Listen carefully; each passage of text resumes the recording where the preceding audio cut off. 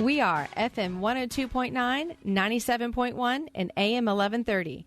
WWBF Bartow. It's time for Bartow Yellow Jacket Softball on WBF.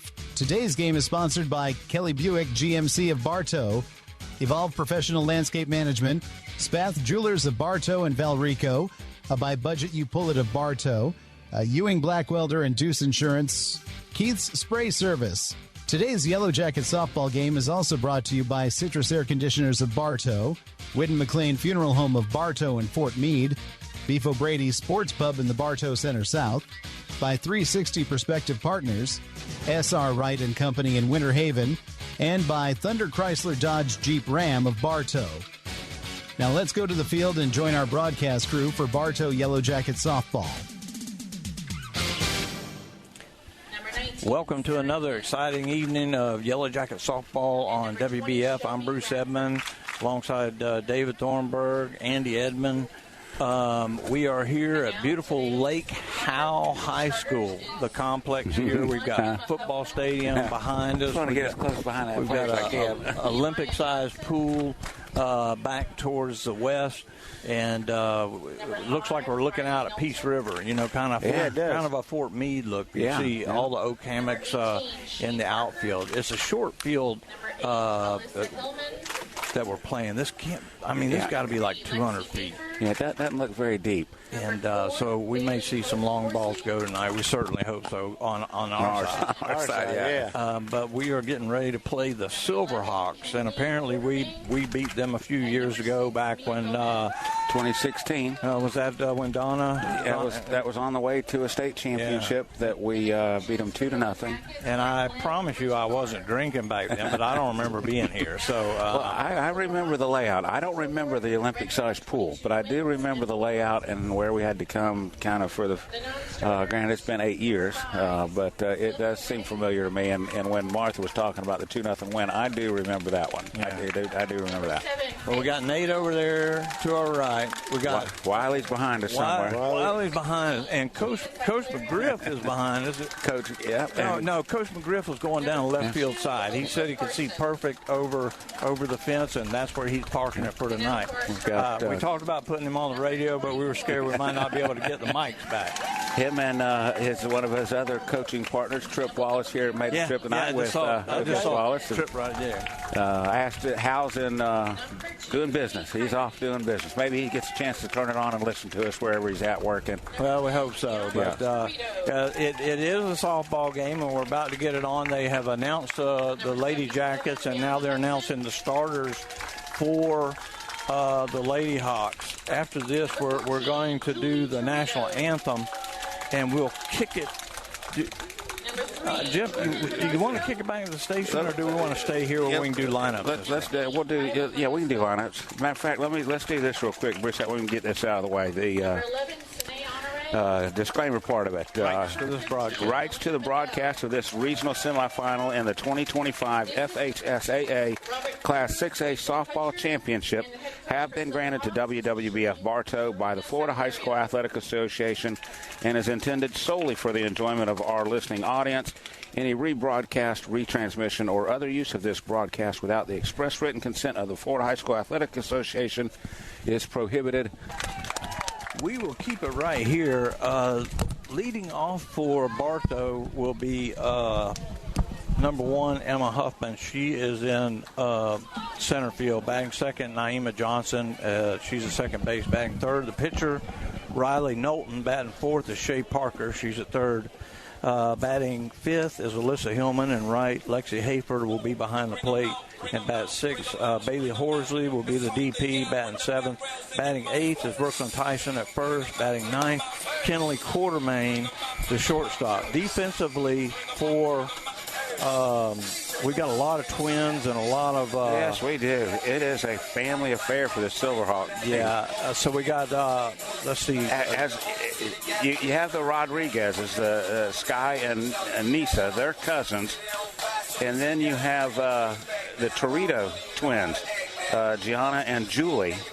They're twins, and then you have another set of twins, Jordan and Riley Hadisco. And folks, I know Jeff sent the link for some of the Lake Howell fans to be able to listen in. Folks, if we mispronounce the last name, please forgive us. We try to do our best. The Coach Rita tried to go over with us some. Hopefully it sticks, and hopefully you can enjoy the game. Well, defensively, it'll be Rena Hudson on the mound for the Silverhawks. Julie Torito is behind the plate. Riley Hidesco is at first. Anissa Rodriguez is at second. Sky Rodriguez at short. Haggerty is at third. Modal is in center left. Gina Torito is in center. And Jordan Hidesco is in right. Leading off will be Emma Huffman. She bats from the left side. We're kind of spread out behind home plate. I'm a little bit to the right, so the umpire's butt is sticking right in my face with the left-handed batter. He'll be in Davis' face in a minute. Yeah. Andy's got the center. Yeah. And he's rolling along. But he got the first pitch right. Yeah. So. It missed outside. And the 0-1 misses outside. And she's not missing by much, Bruce. She's trying to paint that corner. Well, we had that a lot the other night. They were going away, and you gotta adjust to that. And if this cat keeps staying with it, we'll keep going with it. And 2-0, that's a good pitch. That was in there. That one caught the corner. That was a much better pitch by Hudson. She's throwing the ball really well. She's not missing by much. Naima Johnson on deck, and then Riley Knowlton. It's a 2-1 count. We're just underway. It's about a strike. Yeah, I don't know about that. That one's right on the corner. That was outside. Yeah, I'm gonna have to get with Nate on that. And John Mitchell says we played them supposed to play them on a Friday night and had to come back on a Saturday night. Yep, I remember that. Yep, because it got rained. That's outside. All outside. So the count goes full to the Jacket center fielder. Her toes are touching the chalk. Now the coaches didn't let Bartow do their normal infield. They had to do it like they do in travel ball in foul territory. And I don't think the Rhumbards are happy about that. Pop foul, and that's out of play. Down towards Coach McGriff. He ain't paying no attention. I don't think he's going to go get it. Probably not. No. When you're as established you're a legend. and a legend, you just don't get softball. So now the 3-2 pitch. That ball hit right over the third baseman's head. That's going to be a leadoff single for Emma Huffman. Great piece of hitting there by Emma to get it going. Works the count full and just drives the ball. She's been throwing the pitches away, and she does right what you're supposed to do and just go right with it. Don't try to pull it. Nice, solid contact. I hope that's a sign for better things to come.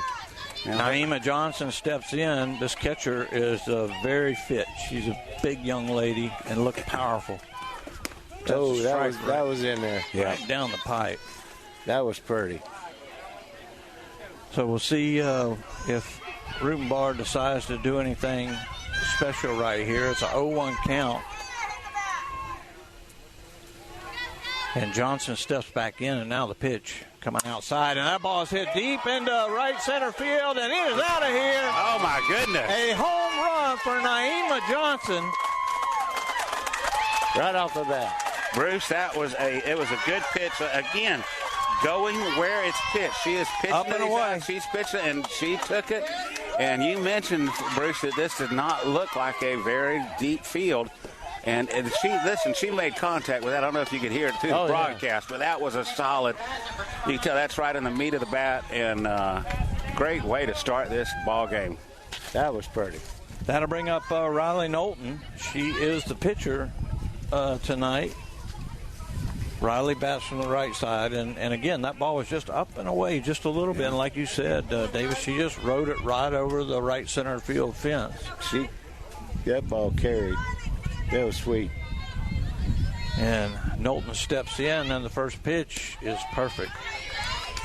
0-1. I'll give that one to him.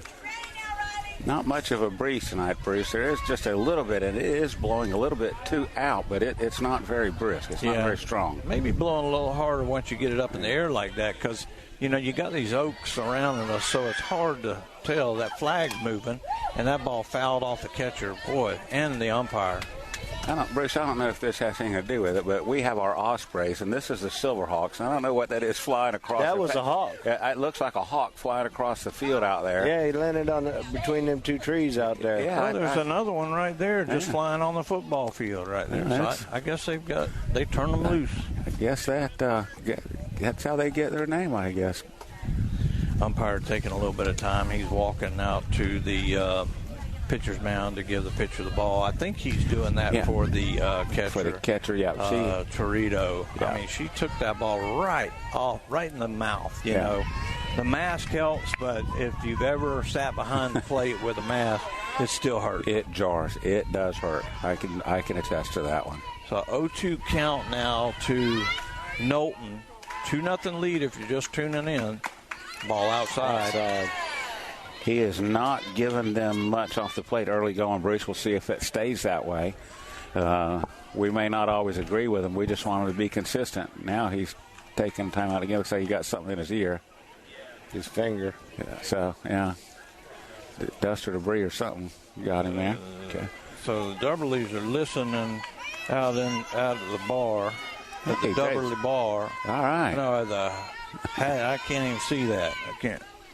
And there's the ball. It's going to be popped up. The second baseman going over makes the catch. That's a tough catch. That was the sun right in her eyes. Good play, able to stay with it and gets underneath of it for the first out. That'll bring up Shea Parker. I think I left my phone in the truck. Oh, well. That's all right. You may be getting some texts right now. That's right. You don't need to be fooling around with that when you're doing the radio. And the batter is Shea Parker, and the ball is a ball. Outside. Curveball started out and finished further out. Hillman on deck. Hillman with a big game the other night.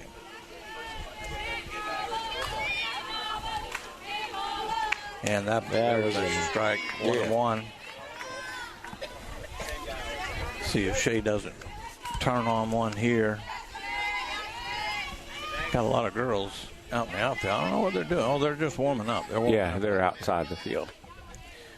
And the 1-1. There's a strike. 1-2. We got one out. Shea, she don't normally look at many strikes. She's normally going at them. Yeah. Now maybe she's just trying to adjust a little on her timing right here. And she pops that ball up. Coming in as a third baseman, and they collide. And she catches the ball. The third baseman, Haggerty, makes the catch as able to hold on. Went into her. Yeah. Man, you got to be screaming out. Yeah, I couldn't hear either one of them. And but great concentration on the part of Haggerty to stay with it. As Torito, like I said, they collided. They weren't running full speed, but it's still enough. You hit, and she went down and able to keep hold of that ball. She really did. I think it was a beautiful play. I think the catcher was holding on to her as she was going down, too. Thankfully, they're both up. Neither one is injured. Neither one is hurt. That's the good part. And probably neither one would admit it if they were. No, these girls are tough. Was having to say over there. He was talking to the coach. But, I'm not sure. Wiley hadn't even got started yet. 2 outs. There's 2 outs in the inning. Alyssa Hillman, who made it was her double. It was her double that really started things and started the floodgates for the. Perfect pitch right down the pipe. That one was a little on the inside. I think she likes to get her arms extended a little more. I think she likes it out over the plate a little bit, where she makes solid contact. If you're just tuning in, a 2-run homer by Naima Johnson has us up 2-0 here in the top of the first. There's 2 outs in the inning and a 0-1. There's a little slow grounder to the second baseman. That's Rodriguez. Fires to first. And they get the final out. But not before the Jackets get 2 runs on the big home run by Johnson. After a half inning, it's Bartow 2, Lake Howell nothing. You're listening to the 2025 Regional Semifinal here on WBS. I'm Taff Long, Finance Manager here at Thunder Chrysler Dodge Jeep Ram in Bartow. When you walk through our doors, you will find our team of friendly and experienced automotive experts who are dedicated to helping our customers. Come in or call us today. Thunder Chrysler Dodge Jeep Ram. Are you crazy for customer service? So are we. Here at Spath Jewelers, we realize that our complete customer satisfaction is essential to our success. With our friendly and knowledgeable staff, you'll feel right at home as soon as you walk through the door. This is more than just a job. It's our love and passion. Come see us. Emily at Spath Jewelers. Looking to improve your home's curb appeal? Call Evolve Contracting today at 863-537-7537 for your lawn, landscaping, irrigation, and tree work needs. You can also visit us at evolveyourlawn.com. Sportsmanship is having pride in your school, your team, and yourself. Sportsmanship is respect for the game and those who play it. The Florida High School Athletic Association reminds you to take on the responsibility of good sportsmanship. Play strong, play hard, play fair. This message provided by WBF and the FHSAA.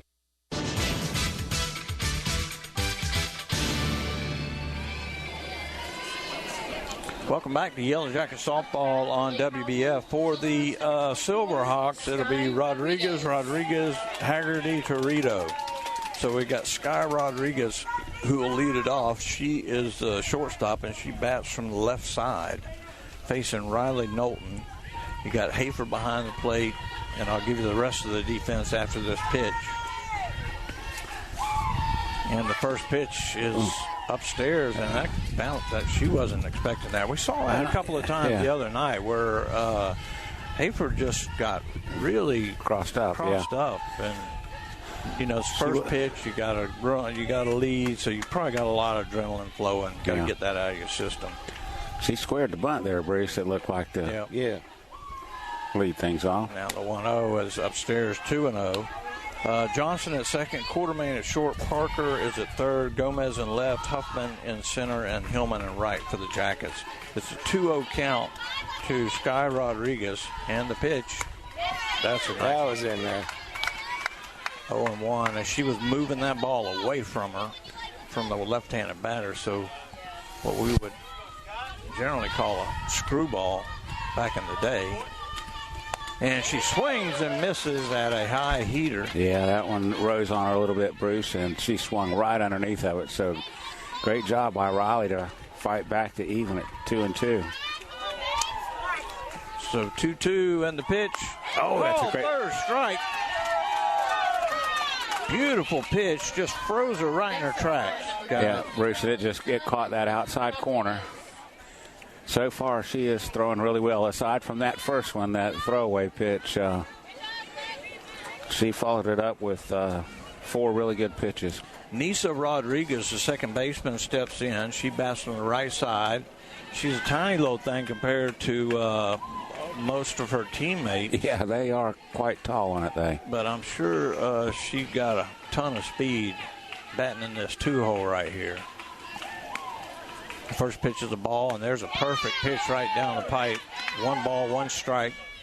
We're in the bottom of the first. Jackets lead 2-0.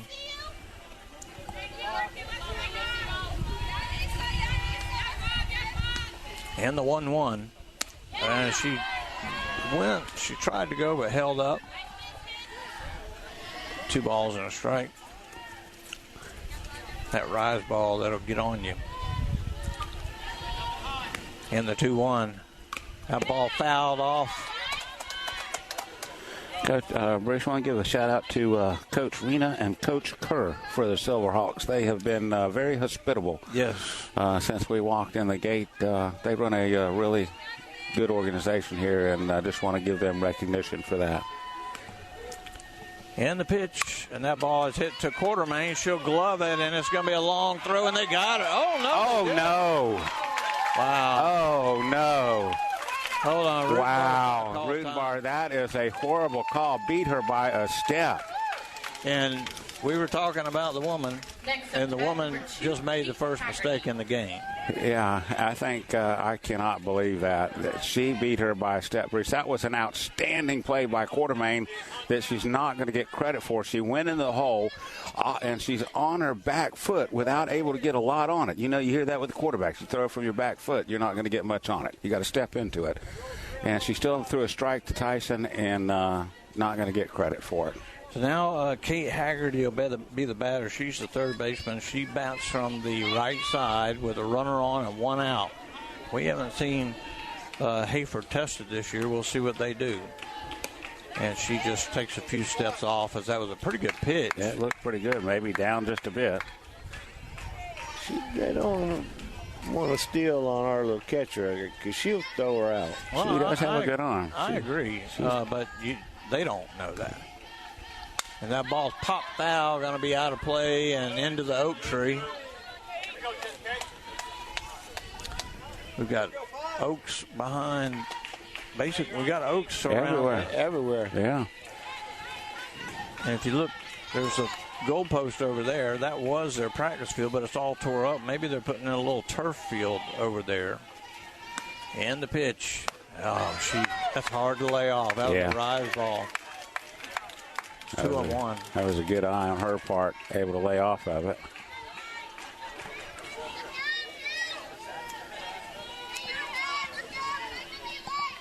And the pitch. That misses inside and gets away from Hayford. So that's going to be a pass ball. That does not happen very often either. No.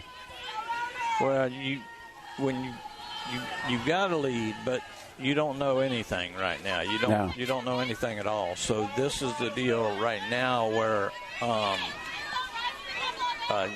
you got somebody on base. You've got to dive. You got to do whatever you got to do to keep that ball.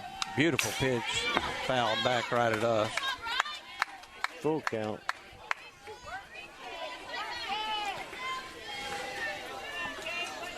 So Knowlton walks to the back of the circle, and now she'll toe the rubber. And the pitch, the 3-2 on the way, and that's popped up.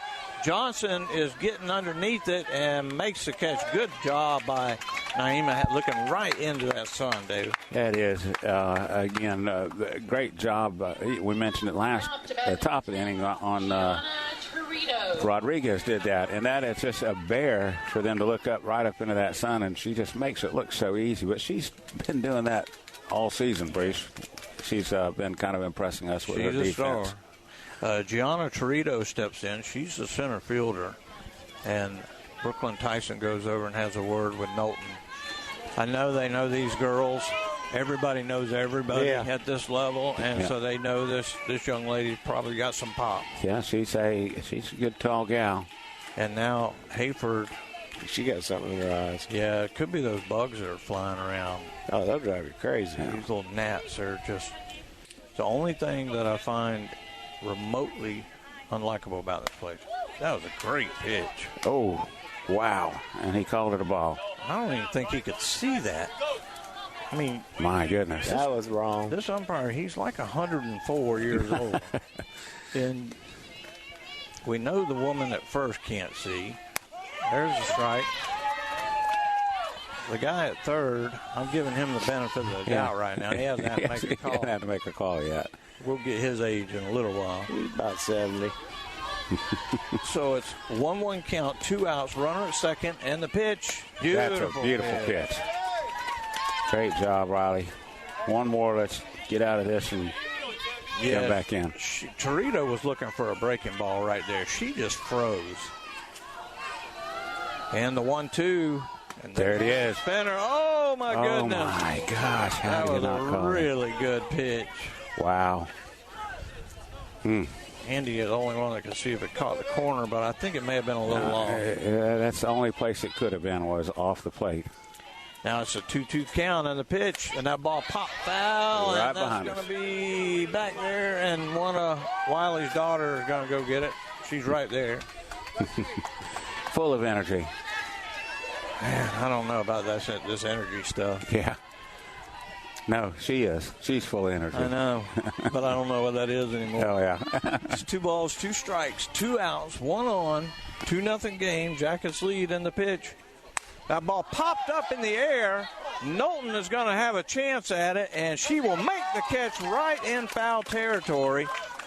So it goes F1 in the book for the 3rd out.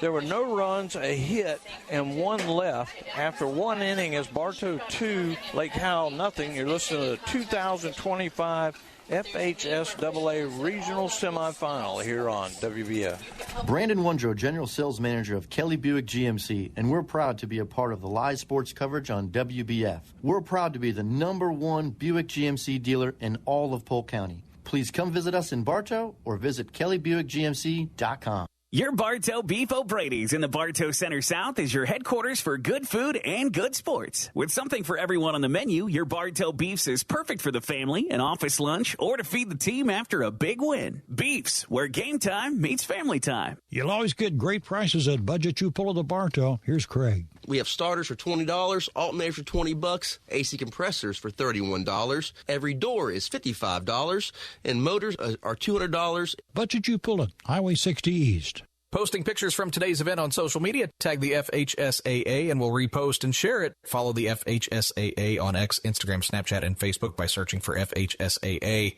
On the site, you can keep up with teams and people who strive to make high school athletics in the state of Florida the best.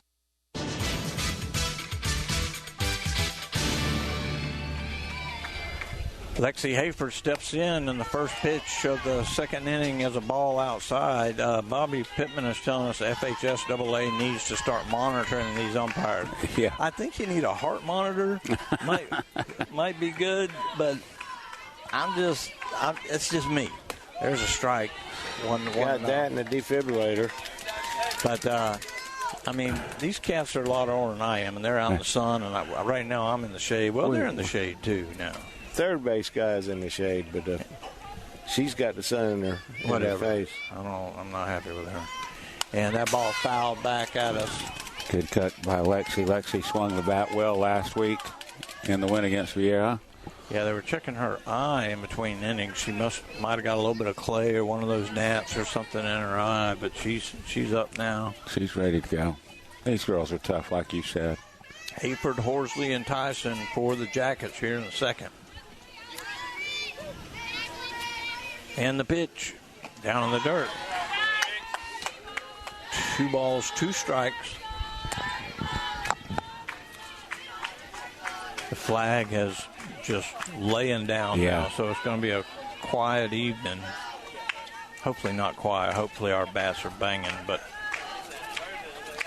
And the 2-2, that ball hit deep and hard into left center. It'll be a one-hopper. The left fielder, Modal, comes over and gloves it, throws it in, and a leadoff single for Lexi Hayford.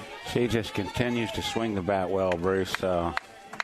She's really playing well right now. Another one right here with Bailey Horsley. She's been hitting the ball really well of late. Hayford is at first. Horsley at the plate, and she fouls that one off the right side. We got to talk to her, spoke to her, just wished her luck before the game. Yeah. I think she was, what was she getting? She was getting an Advil from. Yeah, that's right. She had a headache, from Dad. so. Yeah, that's right. No, I had some in the truck. Yeah. That was you? Yeah. So the 0-1 is a changeup, and it stays up. Oh, my goodness. Wow. I don't know. I think I'm going to give that one to him. I ain't giving it to him because that ball was up above her letter. Yeah, she was even shocked by that one. Normally if it's there, they'll take it, but she was kind of shocked by that one.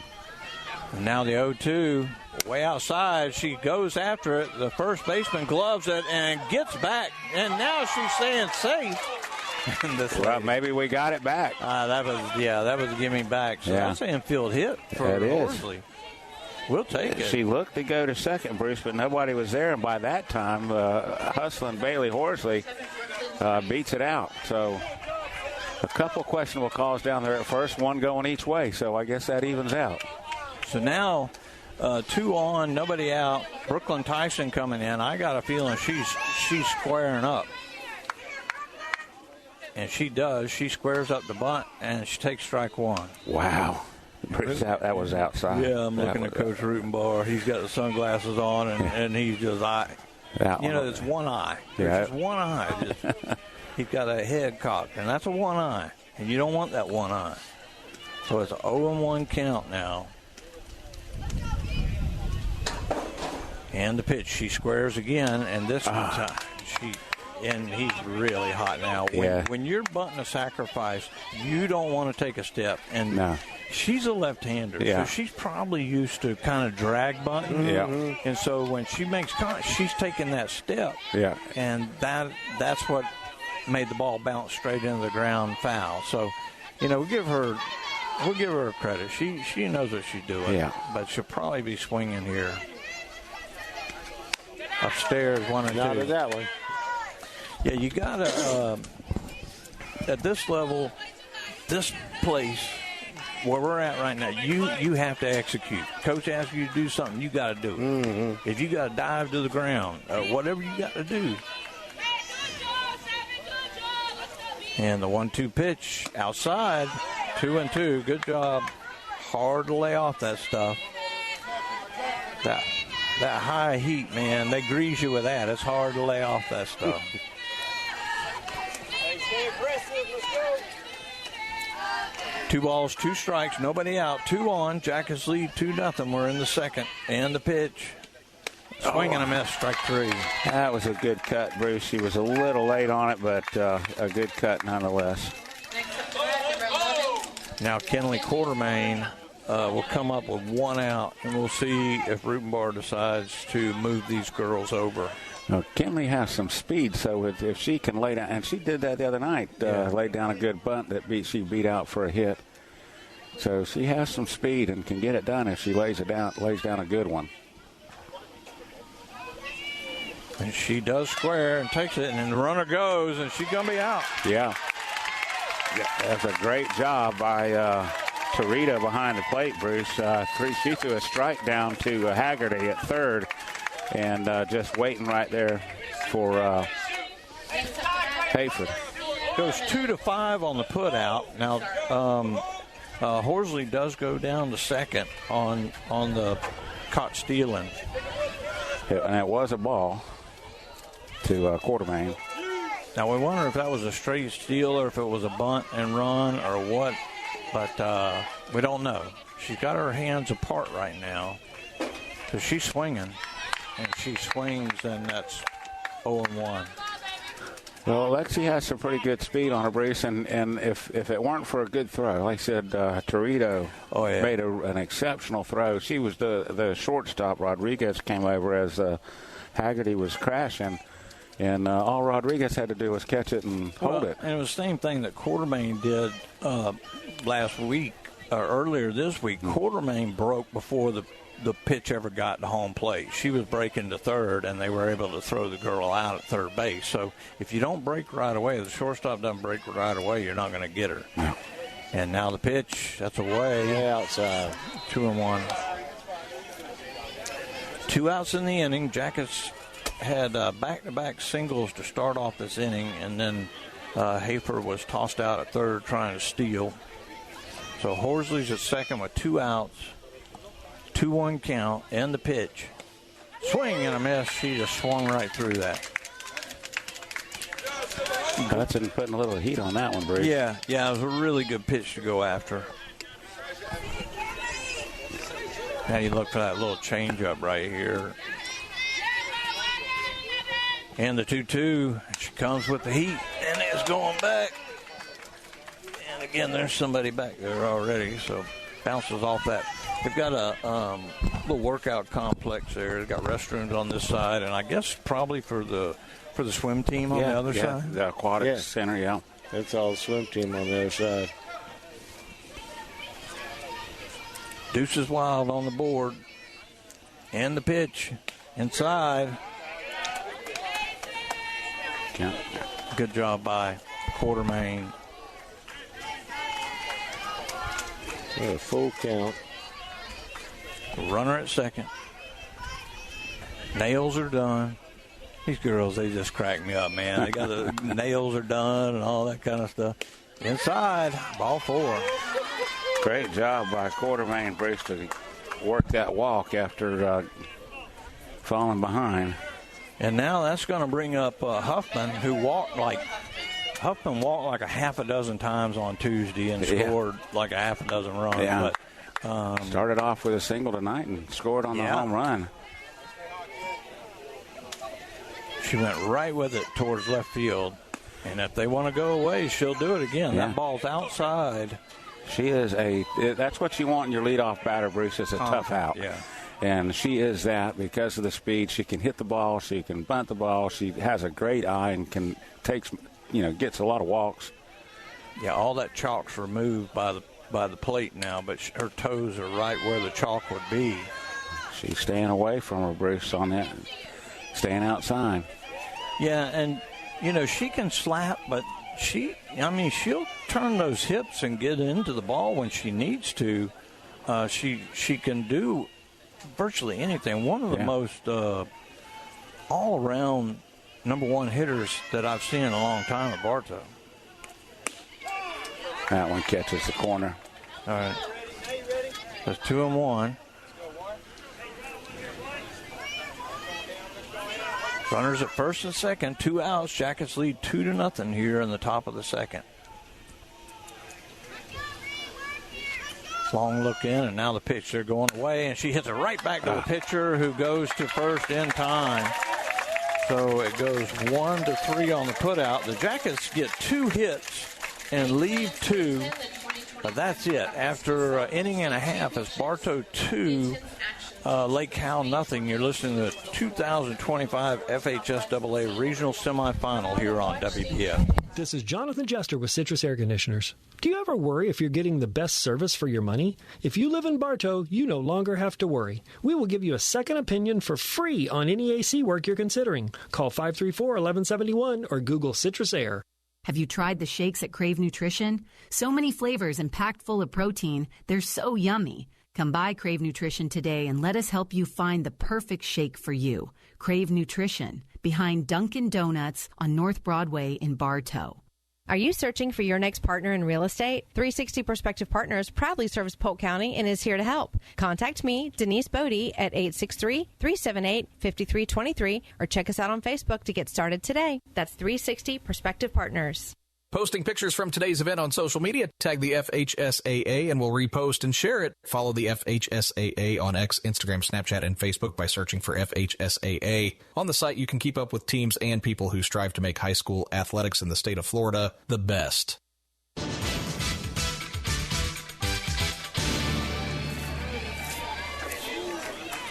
Welcome back to Yellow Jacket Softball. We go to the bottom of the second. Rihanna Hudson, the pitcher, is the batter, and Bout took one, and she did take it right off the top of the foot, because that was a screwball that got away from Riley, David. Yeah, and got in, and I thought we had another one get past Huffman, which is, we've mentioned that, how good she is behind the plate defensively, and we're going to have a pinch runner. Yes, for number 5. That's going to be number 5. Let me see. That is going to be Sylvia Wade. Probably running for the Silverhawks. So Wade runs for Hudson, and the batter is Torito. She bats from the right side, and she fouls off. That was a curveball spinning away from her. And she got underneath at 0-1. This is the catcher, Torito. She is a tall gal, Bruce. She is a tall drink of water and a very fit young lady. Yes, she is athletic. And now the pitch upstairs. Try to get her to chase something out of the zone. A little early in the count to be doing that, but runner at first, nobody out. Jackets lead 2-0. That ball fouled right back. Andy didn't flinch. I got to give you credit. Moved to the side a little bit. Were you not looking? He tilted a little bit. Were you looking the other way? No, I wasn't looking at you, Coach. Andy didn't flinch at all. I'm proud of him on that. We're sitting right at ground level, and the ball came back, and And ball fouled back again. There's 1 ball, 2 strikes. Lexi is getting a workout back there tonight so far, Bruce. Well, she's used to it. These girls are so fit. I mean, they can go all day. They go play 2 and 3 games sometimes. And then go to prom. Yeah. Change up. What a beautiful pitch. She just turned and went back to the dugout. She knew it was coming. And Next up to bat, number 3. That was a beautiful change-up race. That one had hit me written all over it. Yeah, but it fools you. Yeah, it fools you. She's on her front foot. You just geared up and you get on that front foot and you just hold up. And you're waiting on it and you can't do anything with it. Jordan Hidesco steps in. She is a right fielder and she bats from the right side. She takes strike 1 with Wade down at first and 1 out here in the second. Jackets lead 2-0 in the pitch, and that ball fouled back. See, this fence gets a pretty good workout. All this area right here. Woo. They need to put in a net over the top there. Well, the nets are pretty cool. Yeah. I like the net, but that's my own personal. Some people don't like them, so they get a lot of moss and stuff, especially with all these. Oh, there's a perfect pitch. A great and that's pitch. strike 3. Right down the pike, Bruce. And that's going to be the 3rd strikeout. The 3rd one, all 3 have been looking. Next up to bat. So she is doing some things to change up, like you've said, change the eyesight, the level, Riley speed. Hidesco steps in now. She bats from the left side and takes strike 1 away from her. As she's the first baseman. She is threw her that little screwball right there that kind of faded towards you over there, David. Yeah. That's an 0-1 count. Runner at first and the pitch. That ball hit foul down to Coach McGriff. And he just watched it. Yeah. He's the man. He ain't got no time for that. So. I tell you what, it's hard to be that good of a coach and be that cool. You know? He comes walking in, strutting in, and talks to us. He's just a nice guy. He is great. Oh, and that ball up and in. Good she pitch. almost went after it, Bruce, but she was able to hold up. So 1 ball, 2 strikes, 2 outs, 1 on here in the bottom of the second.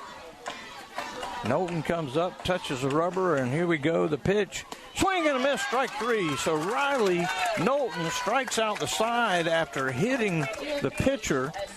So no runs, no hits, no errors, 1 left. After 2 innings, it's Bartow 2, Lake Howell nothing. You're listening to 2025 FHSAA Regional Semifinal here on WBF. I'm Taft Long, Finance Manager here at Thunder Chrysler Dodge Jeep Ram in Bartow. At our state-of-the-art service center, our certified mechanics are ready to take care of all your service and repair needs with the most advanced auto technology. Come in or call us today. Thunder Chrysler Dodge Jeep Ram. If you'd rather spend your weekends doing anything other than yard work or looking to improve your home's curb appeal, then call Evolve Contracting today at 863-537-7537 or visit evolveyourlawn.com. Remember, keep calm and evolve your lawn. For the latest official news about Florida high school sports, including results of all state tournaments, visit FHSAA.com, the official website of the Florida High School Athletic Association. That's FHSAA.com. Catch live and on-demand postseason coverage of Florida high school sports at NFHSnetwork.com. Brought to you by the NFHS Network, the official online partner of the FHSAA.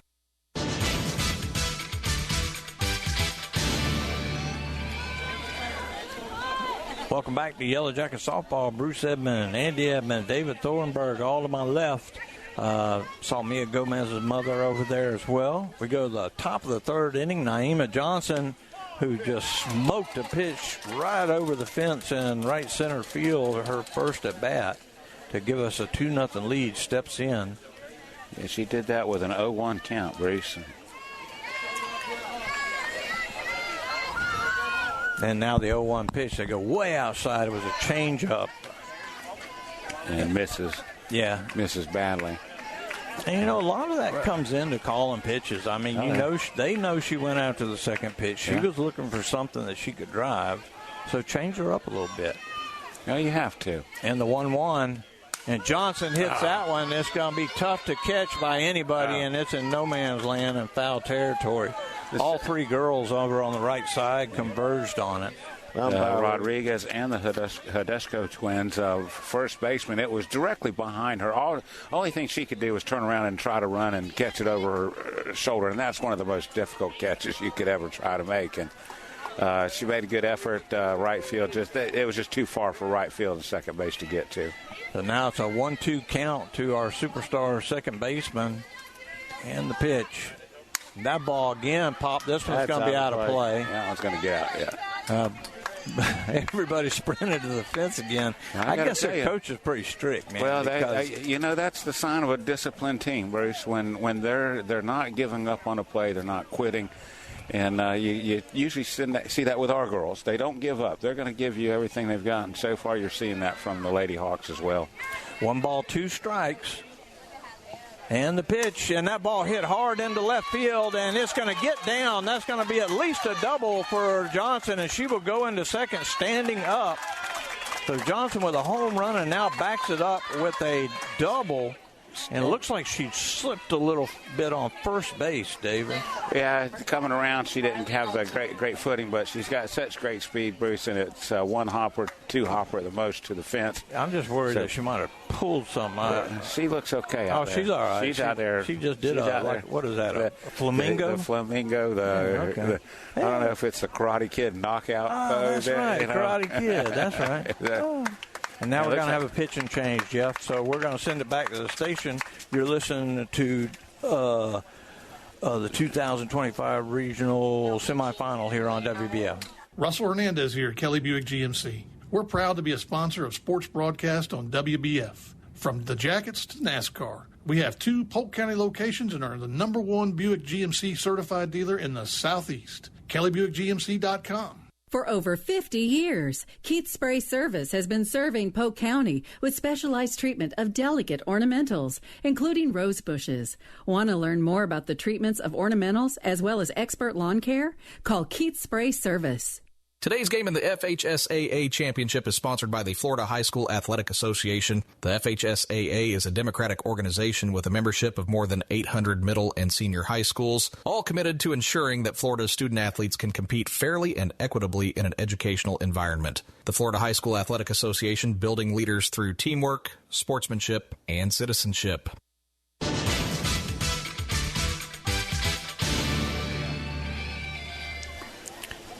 Welcome back to Yellow Jacket Softball on WBF. We have a new pitcher, David. It's Faith Stoyle is coming in to pitch. She's a right-hander. Yep. She's, you look at Torito, she's probably, 5'9"? Yeah. Easy. And so this young lady's probably about 5'6". Yeah. Well, Andy had mentioned during the break, Bruce, they thought it was a little quick to pull Hudson. It's not pitched bad. It's just the Jackets have really teed off on her. Sometimes you don't want to take a chance, and if that continues to happen, and you don't want this game to get away, and they're going with Stoyle and seeing if she can turn the ship around for them, and hopefully Riley can keep it going for us. So Knowlton steps in with nobody out, a runner at second base, and the first pitch is down low, ball 1. She had some overspin on that ball, almost like a drop ball type thing. I noticed the spin coming downward. That's one good thing about being ground level. I love this. Yeah, you can see a little bit more. That was way outside. That sun is really in the pitcher's eyes right now, too. Yeah. It's kind of found a way through the tree. Because she's in it when she starts and it's out when she finishes. Right. So that's even tougher right now. See, she's low. And there's a strike. Again, working our way. Riley needs to recognize that and go with it. I mean, you got a lot of room. They're playing her way off the line in right field. Yeah. So she's got a wide open stance, that ball outside. So it's 3-1 now to our pitcher. Nobody out here in the top of the third. Jackets lead 2-0. Naima Johnson been doing the heavy load so far in this game. And the pitch, 3-0, and she's swinging. Yeah. 3-2 now, which that was a 3-1 pitch. Oh, it was? Okay, I'm sorry. Oh, that's right. She did throw a strike. So it's 3-2 now She was actually out in front of that just a hair, Bruce, and just right down on top of it. Yeah, I really would love to see her go with this. They're going to try to go outside, and they missed outside. If she doesn't drop that ball, she might get that call. It's a possibility, Bruce. It did not miss by that much, but like you said, you drop it, the umpire's 9 times out of 10 is not going to give it to you. So now Knowlton is batting. We'll see if Rutenbar, he's talking to the umpire, so he's going to have a pinch runner come in, David. It's usually Maddie. Yeah, we saw Maddie's mom when we got done with dinner. Yeah. Mm-hmm. And that's number 13. And, I don't have their... right? Maddie? Yeah, that was her. Okay. I don't know if I have an old line up there in my picture somewhere. So is it right? Maddie Wright? I don't know. Oh, God, I hate that. You got it written down there. No, I don't. And the pitch, Shea Parker is the batter. Runners at first and second. I don't write down subs. And David's supposed to do all that. I usually do. And it's his fault. It is. David, keep But he didn't have a lineup to look at. No, I didn't. So, ball outside. Oh, my goodness. Hey, Gramps. So that ball was 6 inches off the plate. So I might have a chat with him. So it's a 1-1 count. And the pitch way outside as there's 2 on with nobody out. Shea Parker at the plate. It is Maddie Hamilton. Maddie Hamilton. Thank you very much. Write that down. Hamilton. The Maddie's part's easy to remember because, of course, I have my own Maddie. And you got and you got Hamilton from Fast Times at Ridgemont High. Hamilton. That's a great movie. I don't think this Maddie's going to know anything about that movie. No, and I'd never mention it to her either. And that pitch is going to be a chopper. That's going to be a tough play. Great play. Good job by Rodriguez to get the lead runner there, David. Yeah, Bruce, it wasn't hit real hard, and Johnson with some pretty good speed going hard. But she gets in front of it, fields it cleanly, and a good throw over to Haggerty at third for the first out of the inning. So it goes a fielder's choice. It goes 6-5 on the putout. A great job by Rodriguez, as we said. And now the batter is going to be Hillman, who grounded out to second. She did not hit a good, and that hit right back to the pitcher, and they'll go to third, and they'll get the lead runner again. That's a really good job by Stoyle. And I think she may have missed something, Bruce, because Glenn's talking to her. So, but a good play by Stoyle. You're right. Turns and fires to third for the easy out. Second out. 1-5. They keep getting the lead runner and another fielder's choice. So we got runners at first and second, just like we've had the whole inning. But now 2 outs. And now Lexi Hayford is the batter, and she singled her first time up, but she takes strike 1. That was in there too. Oh, I'm not squawking at all of those calls, just most of them. That ball way outside, 1-1. She took a little off that pitch. Again, the girls are not. The last 2 have not gotten really good wood on the ball. No.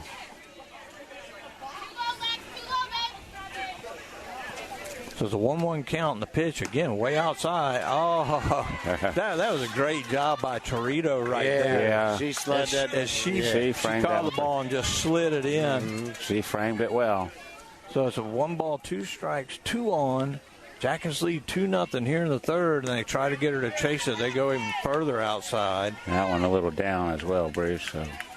So 2-2 to Hayford. We don't look for her to miss a whole lot. I mean, she's going somewhere. And the 2-2 pitch, and they came back in on her. She left it over the plate, and Lexi just missed it. Able to get enough of it to stay alive. Well, that umpire's chasing this catcher all around. Yeah. And I think he thought she might have taken a little something on that foul tip, but I don't think she did. No, she was good. So it's a 2-2 count. They're going back out. They're coming in. Shocks me. Wow. I thought when they came in the first time that they'd go right back out, but they brought it in again. And again, it's kind of handcuffing Lexi a little bit at the plate. But she's getting a piece of it. So you lay off that. 2 balls, 2 strikes, 2 outs, 2 on, and that pitch is fouled off. Rubenbar. He almost got the ricochet. Yeah, he just acted like he heard Haggerty right behind him. He says, I ain't going after that ball. My shoes are all clean. So it's 2 balls, 2 strikes, 2 outs, 2 on. And the pitch way outside, ball 3. They were really hoping she was going to be aggressive, Bruce, and go after a pitch out of the zone, and great job by Lexi to be disciplined at the plate. Now the count goes full with 2 outs. Runners will be going. I think they do. I would. And the pitch. That ball right back at me. So that's going to be ball 4. Oh, and I hope Stoyle is okay, Bruce. Something happened. She went down after that pitch. I didn't see it. And she is holding her right knee. The ball came at that was very unusual for her. She has not missed like that the entire time she's been in the circle, Bruce. And something happened that because she went straight down after the pitch. I didn't see that. And she's up now. Hopefully she's okay. She's trying to walk around on it. It's like an ankle. It almost looks like her ankle just bent on her right there, didn't something. It? Now she's giving her coach the thumbs up. So hopefully she is okay. You hate to see that. She better throw some, because I'm telling you what right now, David, that I couldn't see what happened, Bruce, that caused it, but all I saw was that she had. At first, I thought she was a little shocked that throwing such a bad pitch. Well, when she turned around to walk away, I saw her ankle buckle. Yeah. And so. Well, she's still in there. They're going to let her throw a couple to make sure she's okay. That one looked good right there. So you see how she gives her coach the thumbs up, and she's ready to go, Bruce. Okay. You've talked about it time and time again. These girls are tough. It take almost a broken limb to get them out of the game. Yeah, I know. So I think she's hurt, though. Well, it's probably you're right, Andy. I think it's probably painful. Just clean that plate. Look at that plate. Yeah, it's messy again. I think he knocked more dirt on it than he swept off of it. Well, Stoyle is good. Bailey Horsley is in now with the bases loaded. And you hate to see somebody get hurt. Yeah. Oh, that was yeah, you definitely don't want any injuries to come into play in the outcome of the game. No. And Horsley takes strike 1. It was on the outside part of the plate. Now, she is definitely capable of parking one in this field. Yes. And the 0-1 pitch, they're coming in, and she's going to hit that right up the middle. That's going to be a RBI. Here comes the second run to the plate, and they hold them up. Good job by Rubenbar holding them up. That was a great job by Torito in the outfield. A very good arm, Bruce, because that was right on the money. If Hillman would have come home, she would have been a dead duck. She was out. That leaves the bases juiced with the RBI single by Horsley. Makes it a 3-0 game. And now the batter is Brooklyn Tyson with 2 outs. Brooklyn had a little rough at bat. She was trying to bunt her first time out. She ain't bunting here. No, that one right off the end of the bat. Is it 3rd or 4th inning? It is the top of the 3rd. Top of the 3rd. Okay, I thought it was top of the 4th. It's just been a long game. It has been. You've got the pitching change already, and everybody's going deep in the count. Yeah. So the 0-1 count, bases juiced, 3-0 ball game. Tex Howell coming in to talk. There's a pitch upstairs. We saw talk to Tex and Martha before the game. Yep. Always good to visit with him. Yes. And we want to say hello to the Littles. I think they're probably listening because Martha texted them to let them know. They're always at the game. And that ball fouled down the left side. Oh, it's going to get that van. Boink. Oh, that's the coach's van too, Bruce. Yeah. He knows the dangers. He knows this field, so. He must know it pretty well because that thing ricocheted and took off left. It didn't. So it's a 1-2 count with 2 outs in the inning, bases loaded, 1 run in. It's a 3-0 game, and the pitch outside. Way outside, Bruce.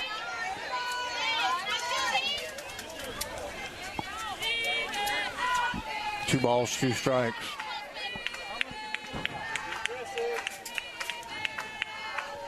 Like to see Tyson do something here. And she hits that ball. It's going to be a slow roller to second base over to first in time. So it goes 4-3 on the putout. The Jackets end up getting 1 run on 2 hits and leave 3. So after 2.5 innings, it's Bartow 3, Lake Howell nothing. You're listening to 2025 FHSA Regional Semifinal here on WBF. This is Jonathan Jester with Citrus Air Conditioners. Do you ever worry if you're getting the best service for your money? If you live in Bartow, you no longer have to worry. We will give you a second opinion for free on any AC work you're considering. Call 534-1171 or Google Citrus Air. When looking for insurance coverage, consider the Ewing Black Welder and Deuce Agency with offices in downtown Bartow. Ewing Black Welder and Deuce Insurance with a wide range of insurance products to meet your every need. Becky Maslak, your local office manager. At Budget You Pull to Bartow, they'll buy your old vehicle and even arrange to pick it up. We buy junk cars here. We can also arrange for towing from you. We use Gator Towing for our towing service, so you know you get insured a professional towing vehicle. And they cover Polk County. Budget Auto Parts of Bartow. Need an energy drink or protein boost? Visit Crave Nutrition of Bartow and sample our healthy energy boosting Mega Tea, nutrient-rich shakes, protein bites, and much more. Crave Nutrition behind Dunkin' Donuts on North Broadway in Bartow.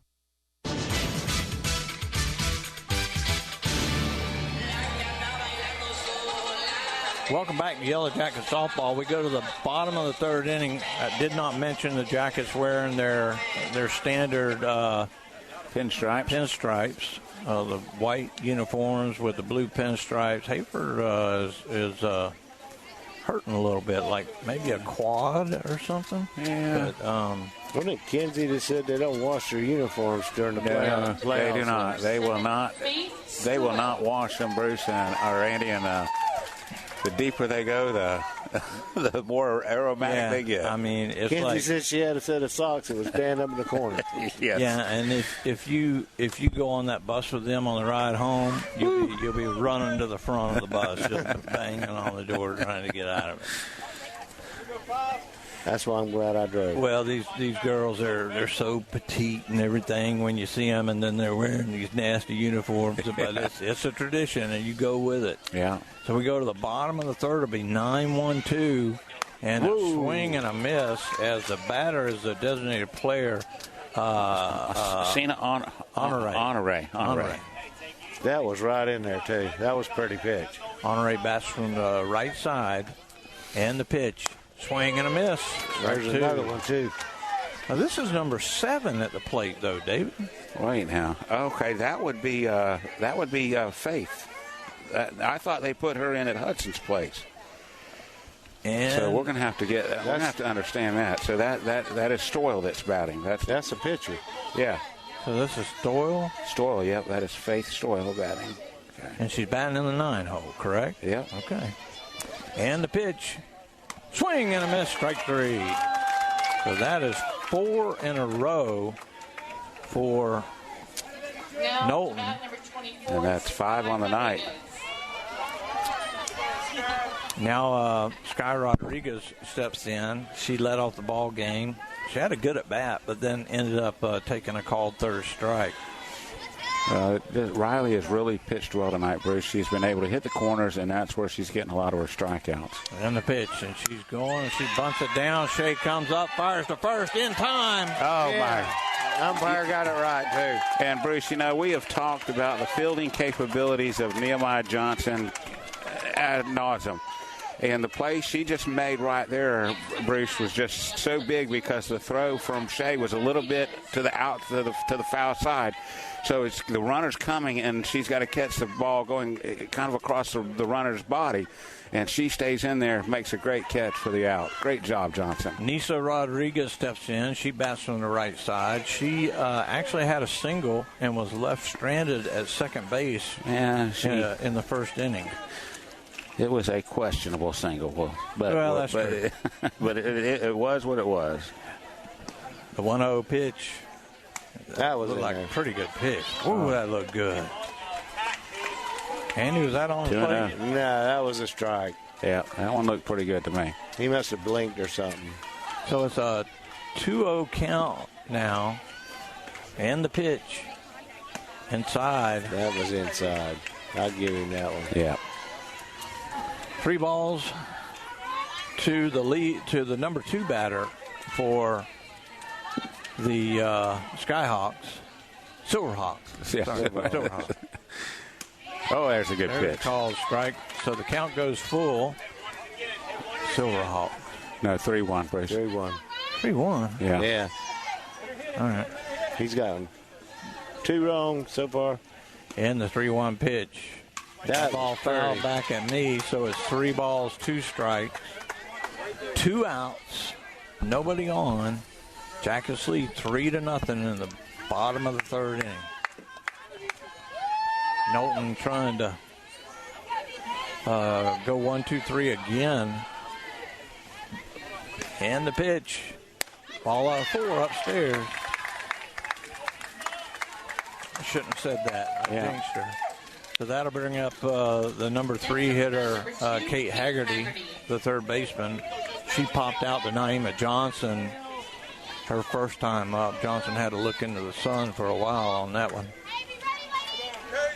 The sun's gone now. Sun no longer in play now. Yeah. Thank goodness. And the pitch. That ball popped up. Johnson going back, coming in hard is Hillman, and Hillman will make the catch on the run about 5 feet from the grass.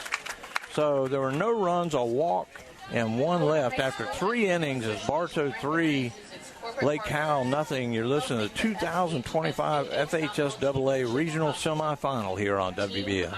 I'm Taft Long, Finance Manager here at Thunder Chrysler Dodge Jeep Ram in Bartow. Come and enjoy Freedom of Choice pricing program where you can choose employee pricing on most new vehicles and or amazing incentives throughout our inventory. Come in or call us today. Thunder Chrysler Dodge Jeep Ram. The Whitten McLean Funeral Home of Bartow and the McLean Funeral Home of Fort Meade are proud of our community and student athletes who strive to do their best. Another reason we are pleased to support today's broadcast. Whitten McLean, our family serving yours. The Florida High School Athletic Association recognizes its corporate partners who help make the FHSAA championships possible. Team IP, official merchandising company. Gatorade Thirst Quencher, Max Preps, official scores and statistics of the FHSAA. GoFan, official online ticket provider. The NFHS Network, the official online partner of the FHSAA. Herff Jones, official championship ring partner. And Wilson, provider of the official game ball for the FHSAA championships.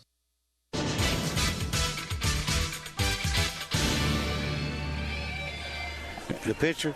Welcome back to Yellow Jacket Softball on WBF. Bruce Edmond, Andy Edmond, David Thornburg. We go to the top of the 4th inning. It'll be 9-1-2. Quartermain steps in. Kenley Quartermain. She bats on the right side. She walked her first time up. And looking at the picture, it looks like they taped her ankle in between innings. If you look, when she straightens up, one side is much, much thicker than the other. Got the sock pulled over. Yeah. See her left foot. And 0-1 pitch, swing and a miss. That was inside too. Yeah, she had her guessing the whole way on. Yeah, that was a good pitch by Stoll and had Quartermain off balance, way off balance. So now Quartermain in the hole, takes ball 1, low and away. Actually just low, it was on the plate. So it's 1 ball, 2 strikes. Jackets lead 3-0 here in the 4th.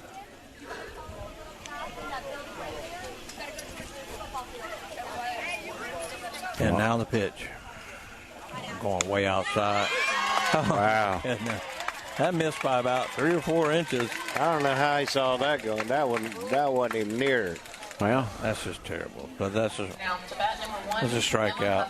And Emma Huffman singled and scored in the first. Grounded back to the pitcher her last time up. And the pitch. That was a good pitch. So 0-1. Naima Johnson on deck. 1 out in the inning. Jackets lead 3-0 and the pitch. There's a that's going to be trouble. Coming hard, making the play, and she's safe.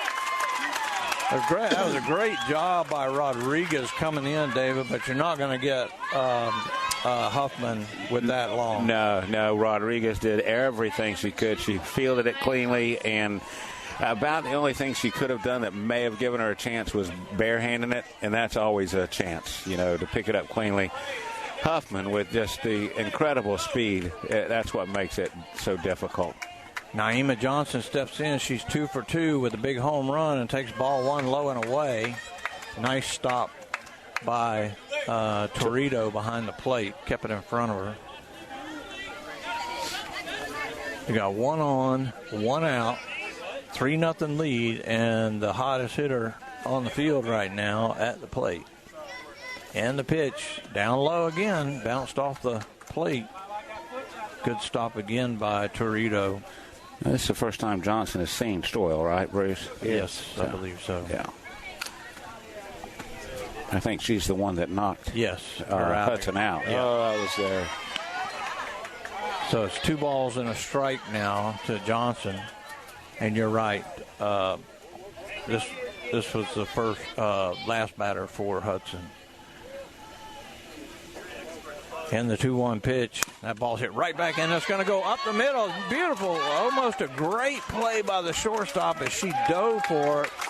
And but it's another hit for Naima Johnson. Yeah, she made a great effort to try to get to it, Bruce. But even if she does, I don't think she has to play anywhere. Of course, the speed of Huffman going down, she thought about rounding and going to third, Bruce, but decided against it. Rudenbauer held her up. Yeah. Because the ball didn't go that far past him.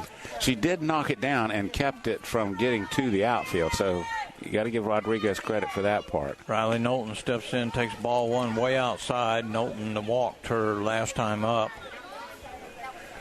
and she has popped out to the second baseman.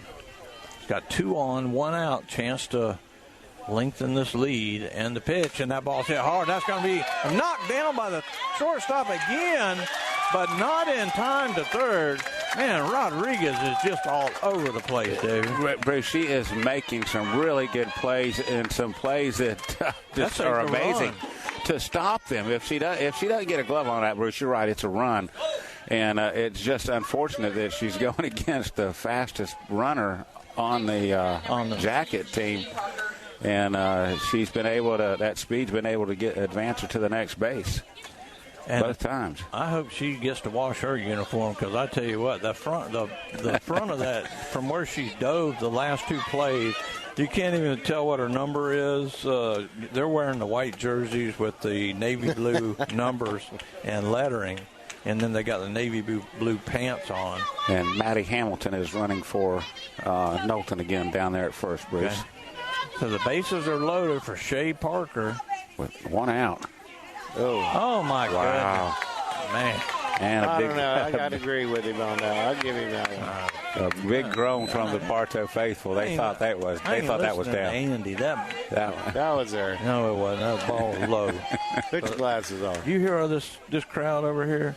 They can't all be wrong. Down in the dirt. 2-0. Boy, Torito is she's having to work this inning. That's like the third one that's bounced off the plate. Yeah. She doesn't let nothing get by her. And the 1-1. And that ball hit hard past Rutenbar. Appreciate it. Really good for Shea to get going. She's hitting the ball, putting it in play, but she has just not hit the ball the way we're used to seeing Shea hit the ball. And boy, if she could get one right here, gap one, open this thing up a little bit. That ball outside. So it's 1 ball, 2 strikes? 1 ball, 2 strikes. I think it's 2-2 now. Yeah, it is. 2 balls, 2 strikes, 1 out. Bases loaded. Jackets can't keep leaving these runners on. No. Left them full last inning, 2 on the time before that. And the pitch way outside. The count goes 3. And the Lake Howell faithful wanted that one, Bruce. Yeah, the Silverhawks are their fans. They're not liking it. We're liking it, but we're right. Yeah. So it's a 3-2, and that ball hit to the third baseman. They'll come to the plate. They get the lead runner, and they go to first to get the double play. Wow. Oh my God! And Rutenbar is livid. I don't know what's up. I don't know if Shea stumbled. I don't either. I don't know what happened there either, Bruce, but he went directly to her.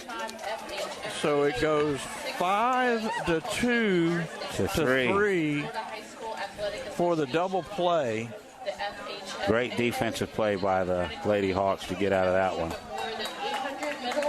No runs, 3 hits, 2 left on after 3.5. It's Bartow 3, Lake Howell nothing. You're listening to the 2025 FHSAA Regional Semifinal here on WBF. Brandon Wondrow, General Sales Manager of Kelly Buick GMC, and we're proud to be a part of the live sports coverage on WBF. We're proud to be the #1 Buick GMC dealer in all of Polk County. Please come visit us in Bartow or visit kellybuickgmc.com. Need an energy drink or protein boost? Visit Crave Nutrition of Bartow and sample our healthy energy-boosting Mega Tea, nutrient-rich shakes, protein bites, and much more. Crave Nutrition behind Dunkin' Donuts on North Broadway in Bartow. Today's game in the FHSAA Softball Championship is sponsored by the Florida High School Athletic Association. The FHSAA is a democratic organization with a membership of more than 800 middle and senior high schools, all committed to ensuring that Florida's student athletes can compete fairly and equitably in an educational environment. The Florida High School Athletic Association, building leaders through teamwork, sportsmanship, and citizenship.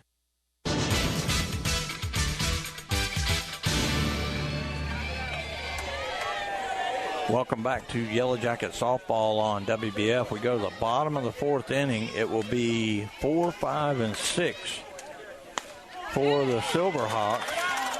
The leadoff batter is Torito, the center fielder, Gianna, and she popped out to the pitcher her first time up, right in foul territory. Yeah, that was a great play by Knowlton Bruce. That ball was sky high and swing and a miss, strike 2. Really dropping her shoulder. I got to tell you, Bruce, so far I've been impressed with Riley tonight. She is probably, this may be the best game we've seen her throw to this point. Throwing really well. She's moving the ball, changing everything on it, and now we're going to get a little bit of a plate. He does a better job cleaning off that plate with his foot than he does with the brush. With the brush, yeah. He steps on it after he brushes it. Well, yeah. We all have our issues. Yeah.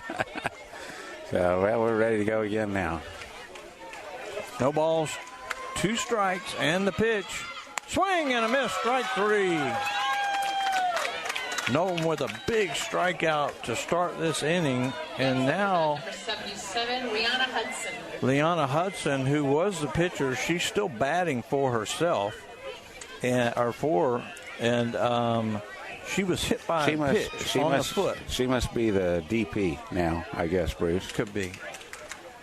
And she tries to go. I was saying, yes, she. Oh. Come on, man. Not liking her already, but she. I haven't liked her since the first call. Yeah.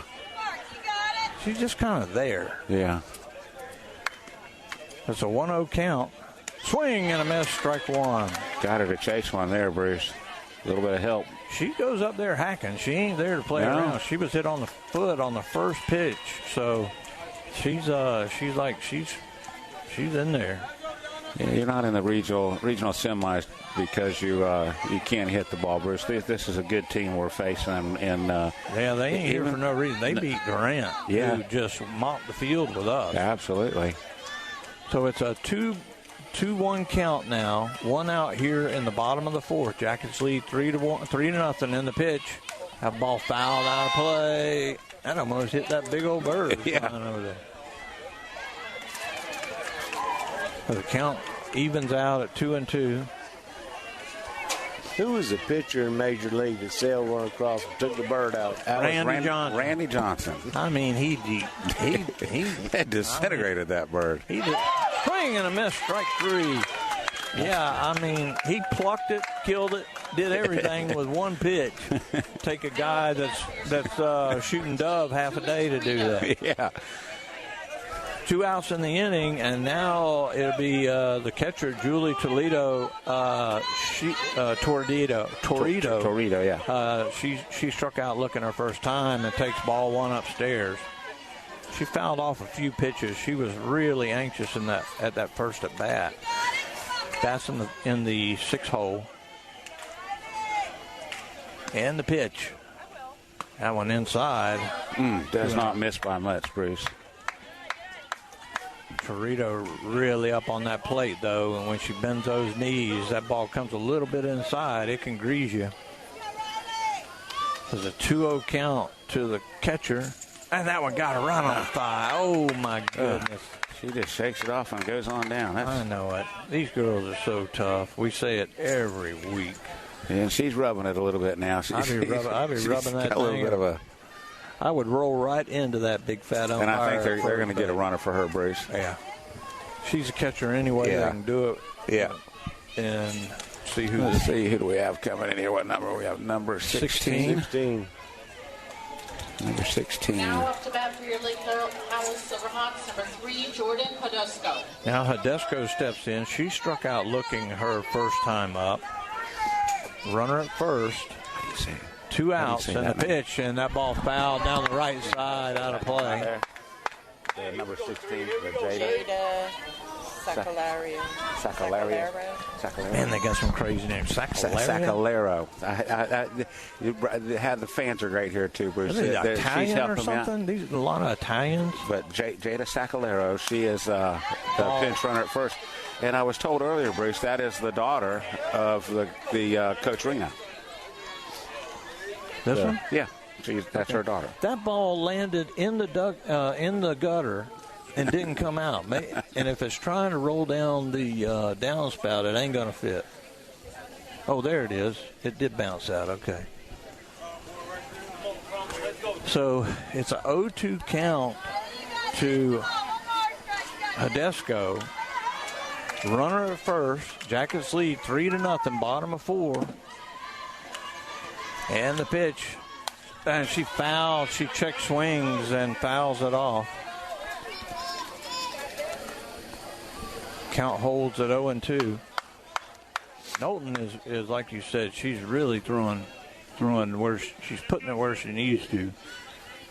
And when she misses, she's not missing by much unless she's trying to get them to purposely chase something out of the zone. And the pitch, and that ball hit hard into center field. And it's a home run for Hodusco. Makes it a 3-2 ball game real quick, Bruce. Doesn't take one swing. No. And Hodusco didn't hit it that hard, but it was hard enough to carry, and made it right. When you make good contact, Bruce, things happen, and she had good, solid contact with that, and it's about the same place that Johnson hit her 2-run shot. So a pair of 2-run homers in the ball game, one for each side. So now her sister, Riley Hodusco, steps in. She struck out swinging her first time, and that ball popped up. That's going to be right behind us. Yeah. 0-1. That puts them right back in it, Bruce. Yeah, that was a 0-2 pitch she hit, too, wasn't it? Yeah, it was. And that's tough. Can't be upset with anybody, but we got no softballs. We have no softballs now, and so we're going to have a delay here for a second until we can get one. Well, they got one. There's one way back in the corner of right field, or corner of left field, so Gomez goes over and gets that and throws it in. They'll probably toss that to Hayford and give it to the umpire. So now we got 2, 1 in play. Bases are cleared now. It's a 3-2 ball game. Jackets lead here in the bottom of the 4th. 2 outs in the inning. And the pitch. Low and away, 1-1.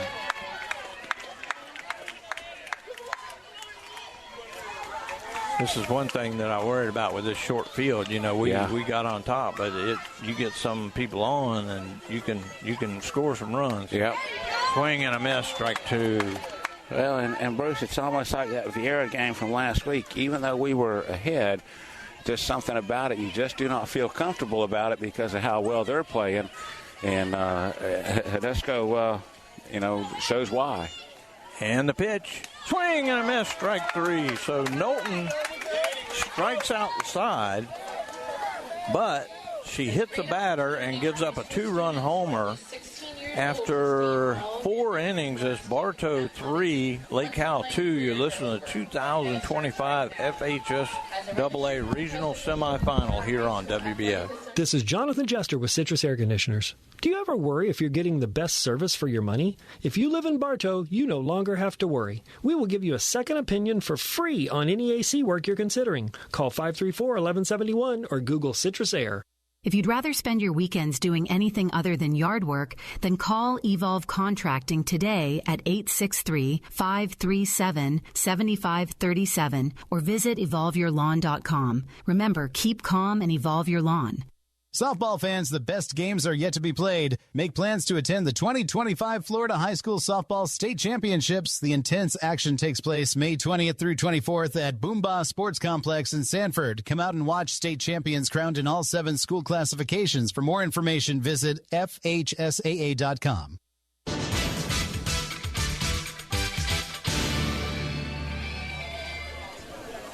Welcome back to Yellow Jacket Softball. We go to the top of the 5th inning in a 3-2 ball game. It'll be Hillman, Hayford, and Horsley to face Stroll.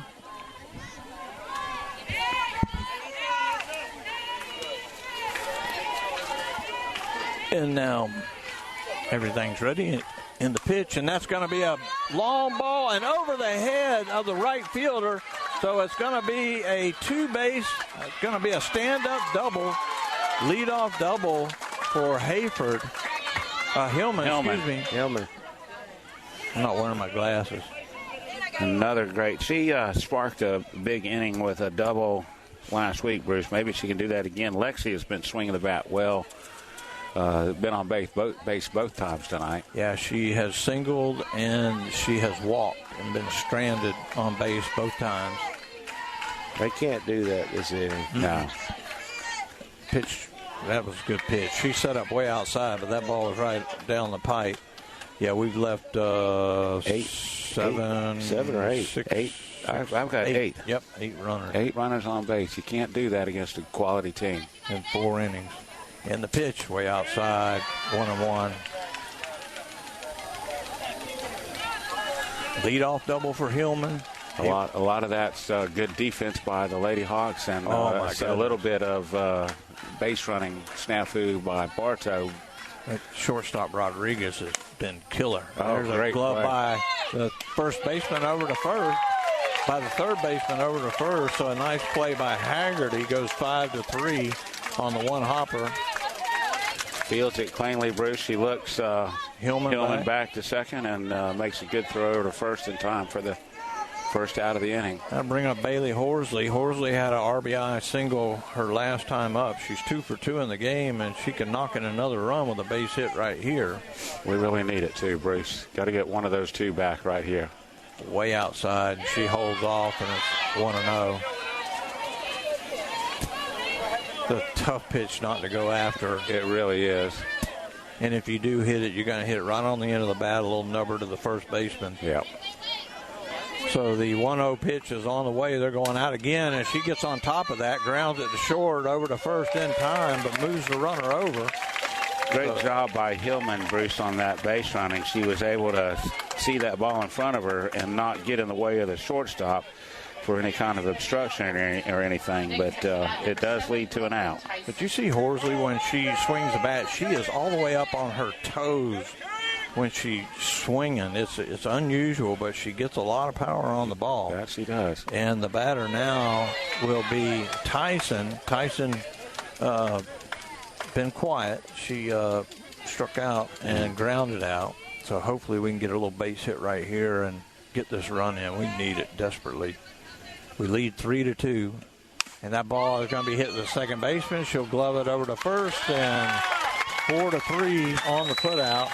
So the Jackets get a leadoff double and can't get the run in after 4.5 innings. It's Bartow 3, Lake Howell 2. You're listening to 2025 FHSAA Regional Semifinal here on WBF. I'm Taft Long, Finance Manager here at Thunder Chrysler Dodge Jeep Ram in Bartow. Let's not forget our transparent and fair pricing for all and never pay reconditioning fees or mystery dealer add-ons. Come in or call us today. Thunder Chrysler Dodge Jeep Ram. Your Bartow Beef O'Brady's in the Bartow Center South is your headquarters for good food and good sports. With something for everyone on the menu, your Bartow Beefs is perfect for the family, an office lunch, or to feed the team after a big win. Beefs, where game time meets family time. You'll always get great prices at Budget Chupola de Bartow. Here's Craig. We have starters for $20, alternators for $20, AC compressors for $31. Every door is $55, and motors are $200. Budget Chupola, Highway 60 East.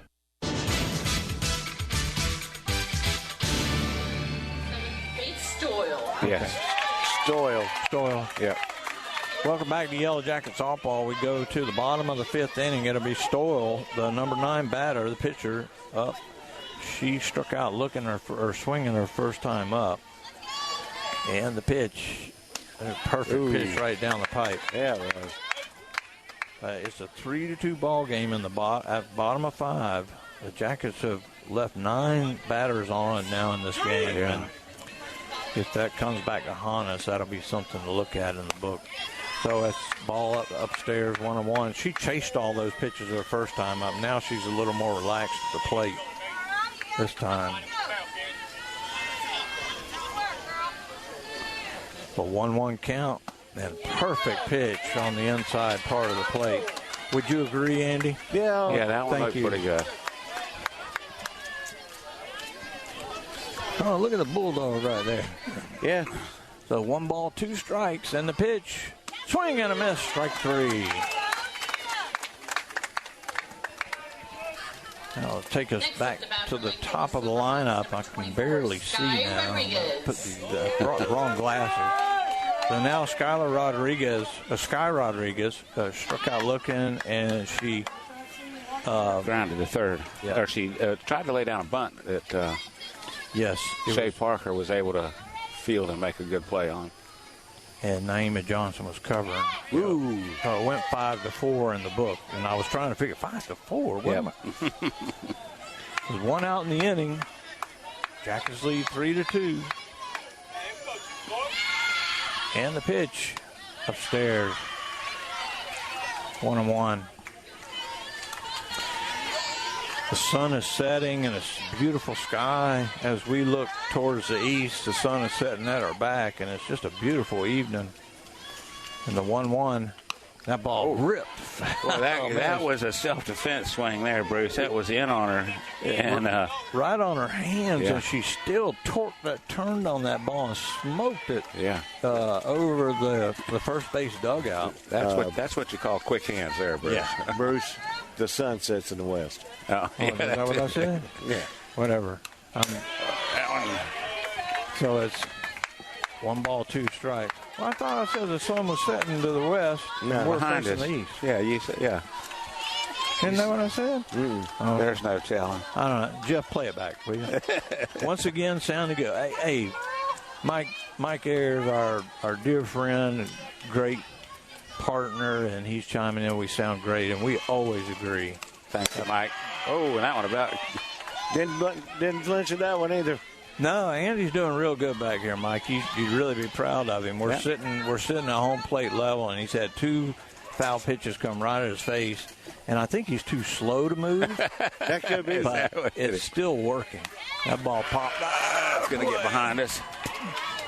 The count holds at 1-2, and again we're out of softballs. This Sky Rodriguez, good at bat right now. She's seen Knowlton a few times now. Yeah, this is her 3rd time. It's a 2-2 count, and the pitch, change up, and she's going to hit that, and that's going to fall into play. Gomez coming in hard, and she fires it into second, but Bruce, that was a great. Quartermain turned to go, and she lost her. You see her limping a little bit right there. When she turned, it's like her foot came out from underneath her. I noticed between the last innings, she was limping a little bit to start off with. But that was a changeup. She was able. It looked like she may have been out in front of it, but she was able to stay back just enough to if you lift can it out stay there. back on that, you can really get some good wood on it. And now Nisa Rodriguez, she singled back in the first, walked her last time up, been on both times. It's a 3-2 game. And with one out, the Silverhawks have the tying run on base. So it's a 1-0 count. And the pitch. Perfect pitch. Called strike. 1-1.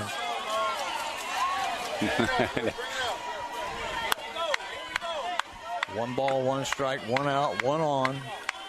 Bottom of 5, 3-2 ball game. Jackets lead. And the pitch. That ball held on the ground, hit to Shea Parker. She'll go to Naima Johnson for one over to first, not in time. Great job by Shea and Naima timing that up. Yeah, it was a great job by the both of them, Bruce, to get that lead runner. But it was just hit so softly that gave Rodriguez plenty of time to get down and beat out the throw. So Rodriguez had about 1 or 2 steps on him. So. Yeah. Rodriguez is on the fielder's choice, and now Haggerty steps in. She's made some great plays at third base. And, boy, that was a good-looking pin. Even look at Hayford. Hayford looked back at the umpire like, why didn't you call that a strike? She has popped out to second and popped out to right. So girls got to be paying attention over here on this right side. The 1-0 pitch, and she hits a base hit. That's going to go all the way to the fence. Quartermain is really hurting. They come to third on the play, and it's going to be a stand-up double, 2-out double. And Quartermain's hurt, guys. Yeah, something. She did not have much pop on that to get to that. I mean, it was hit on the butt. I'm just saying, when she turned to go to get the cutoff, she was hobbling, and Rubenbar's coming out right now. She's limping. There's something wrong with her. So she's hurting. Runners at second and third. There's 2 outs in the inning. He's talking to his, I guess, Riley's a junior. Yeah, Riley's a junior. And he'll probably take as much time. Nope. He's just getting the point across. We got to get an out here. Ground ball. We're going to first. And then somebody got to do something with Quartermain. Silverhawks, Gigi Torito. I don't know if they've noticed it from the dugout. What's that? Quartermain. Oh. Now, I know she's tough, and you don't. Yeah. But if she's a half a step slow, that's a problem. Yeah, you're right. You're absolutely. Gianna Torito, Torito steps in. She is 0 for 2 officially. But as we've seen, all these girls are capable of cranking the ball. We've got runners at second and third. There's 2 outs. 3-2 ball game, and she swings at the first pitch, so it's 0-1.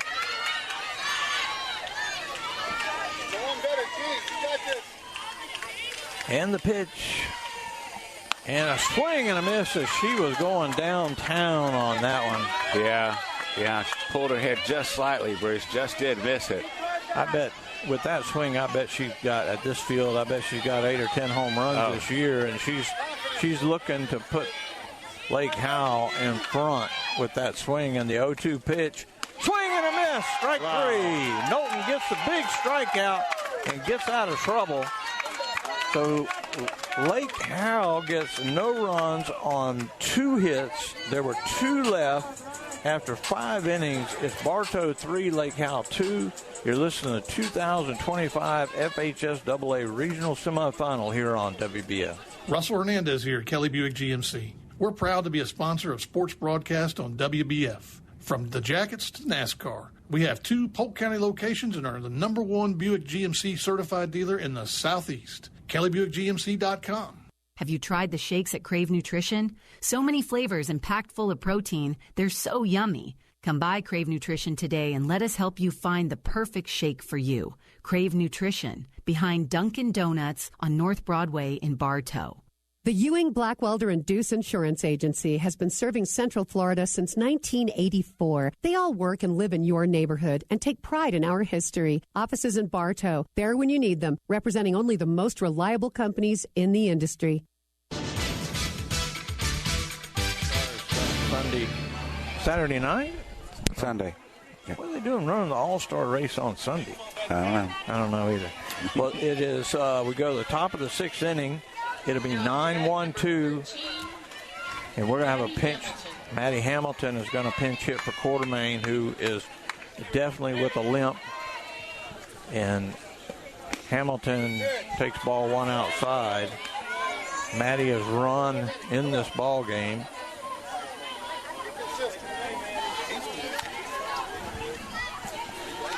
The 1-0 pitch to Maddie, and that good pitch on the inside. So it's 1-1. Root Bar's telling her to go get it now. And Maddie's a freshman, Bruce. She's a good little player, and she got a lot of speed and a lot of talent ahead of her. Outside, 2-0.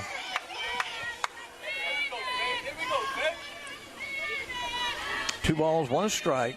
Nobody out here in the top of 6. Jackets lead 3-2 in what's been a nail biter. We've got to get some runs. And a swing and a miss. Good cut by 2-2. Hamilton.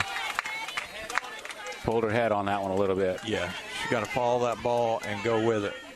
Rubenbar should be screaming at her, go with it, go with it, go with it.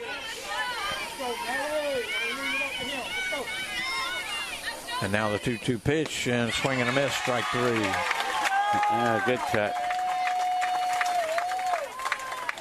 That'll bring up Emma Huffman. Emma is 2 for 3. Has scored a run and been stranded at third. Bat number 1, Emma Huffman. Naima Johnson on deck. And the pitch. Strike. That was a good pitch, Bruce. Right down the middle. Emma having to handcuff her as close as she is to the plate. In the 0-1, and that ball's hit hard to short, and it's going to get past Rodriguez. So another single for the Jacket. Center fielder. Center fielder, excuse me. 1 out in the inning. And when we're used to seeing her run, Bruce, but we have seen Torito throw and warm up down there, and she has a cannon, and she is pretty accurate throwing down there. Naima Johnson steps in. Naima is 3 for 3 on the night. That one, another good stop as the ball bounces off the plate. When she throws it low, that ball bounces off the plate every time. So it's a 1-0 count. Knowlton on deck. Trying to get some insurance. We need some bad. Oh, that was in there. Yeah. Johnson's not going to like it a lot, but it was a pretty good pitch. Yeah. Just below the letters. 1 ball, 1 strike, 1 out, 1 on. And the pitch. That ball's a little slow roller. And here comes Rodriguez and throws it wide. And it will allow the runner to advance. We're going to give Naima a hit. Yeah. And then it'll be an E6 to advance Huffman to third on the throw. And that's what speed will do, Bruce. It was a slow roller. It was fielded well, but the rush throw off its target. Base hit. Bartow could score another run, which we desperately need. I mean, that girl is even if she can, so good. Even if she can lift something out in the outfield, that would give another opportunity for a sacrifice. Ball 1 outside. Knowlton singled her last time up. And she needs to do something right here to help herself out. I don't think Root Bar is going to steal right here because he's seen this catcher throw. You don't want to throw yourself out of an inning. No, not with 1 out. And the pitch upstairs, 2-0.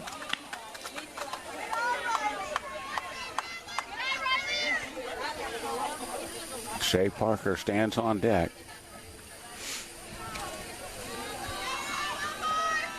And the pitch outside. Oh, my goodness. It's outside and called strike 1. Come on, Pops. I mean,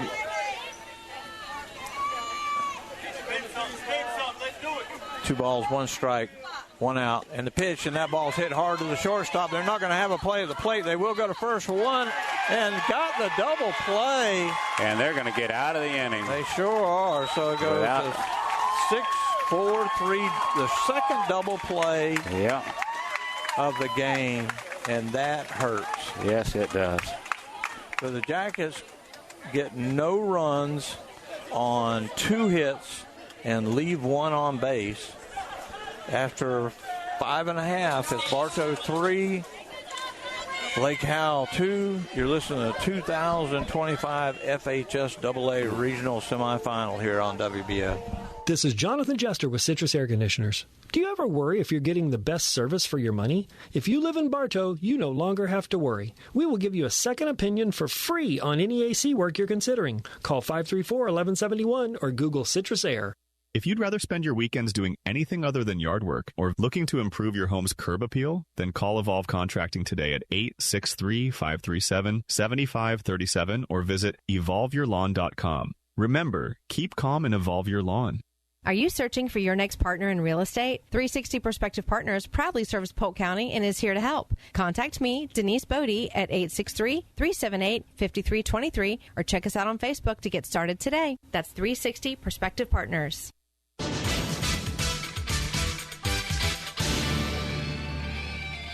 I can tell him to sit up there and wait. Something else. He can't sit there in place. Welcome back to Yellow Jacket Softball. We're looking at a plane that's coming in towards us, and that thing's been out. Either he's like 10,000 miles away, and we're still seeing the lights, or he's sitting there. And I don't think a plane could just sit there. No, he just slowly moving on about there. Yeah, it's like, although he's moving closer now, but he's been out there for like 3 innings. Anyway, back to softball. Yeah, Bruce, that's the 2 innings in a row that potential, what do you call them, rallies are stymied by double plays to end the inning for the Lady Jackets. Great defense by the Lady Hawks that. Get them out of it and get them back in. Now Bartow needs to. It's the bottom of the play defense. Or bottom of the 6th inning. Jackets lead 3-2. We don't have any changes anywhere, do we? I don't know. I don't see any. I was talking to the umpire about something. I don't know what. But everybody looks the same. Yeah. So Knowlton toes the rubber, and the pitch is a swing and a miss as the batter is Rihanna Hudson. She was hit by a pitch, and then she struck out her last time up. She got hit in the foot, right? Yeah. Mm-hmm. Didn't hit her hard, but still got her. And the pitch, another nice pitch. Now, he called that a strike last inning. Yeah, and now it's a ball this time. Well, there goes that plane right over our head. Hey, he finally made it. There he goes. The big fella. I guess he did just sit there for a while. It says 1 ball, 1 strike, and the pitch. Ball hit high and deep to left field. And it's over the fence. Another home run, and it's a tie game. That's what 200 foot will do for you. And they knew it, Bruce. As soon as it hit, these girls are used to this field. And they sure do. It does not take much, but you have to hit it to do it, Bruce, and they are doing that. Exactly. We have not been able to do that since Nehemiah did it in the 1st inning. We've hit the ball well. We have just not been able to get any kind of, real. No. So it's a leadoff home run for Hudson. It ties the game at 3, and now Julie Torito, who she was hit by a pitch, and then the runner came around and scored on the big home run by Tedesco. Almost got her again. I guess that's ball 1. Yeah. Yeah. I don't know. He got it a strike. I don't think they cleared it from the last batter. And the pitch. Upstairs, 2-0. It's a 3-3 ball game, a brand new ball game now here in the bottom of the 6th.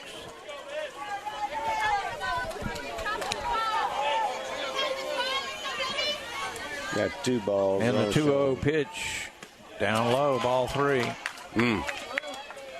Good eye by Torito, who she was kind of swinging. She was swinging for the fences. Last early, yeah. And the pitch. Change up, ball 4. No, he called that one strike. All right, we'll take it. Wow. 3 balls of a strike. I'm so shocked she threw a changeup on a 3-0 pitch. And the pitch. Oh, boy, that was a perfect pitch. And now Rickbar's wanting to know what's going on here. That's what he is out there. For your Lake Howell Silverhawks, number 3. He's wondering where in the world does that one miss at. So he's got to go out and talk to his pitcher and settle her down a little bit. In the meantime, we're going to get a pinch runner out there on first base. That is going to be number 42 for Silverhawks. Let me see if I can get that one. Number 42. That's out. That's Elia Parson. So Parson is running for Elian Parson. Parson, P-A-R-S. So Parson running, and we got issues right now, guys. You got Hadesco, who hit a home run her last time up. You got Riley Knowlton, who is extremely upset right now, and I understand why. Yeah. And Rubenbar's just got to tell her to grit her teeth and go at it. When you are an athlete, you got to have the shortest memory in the world. Yep.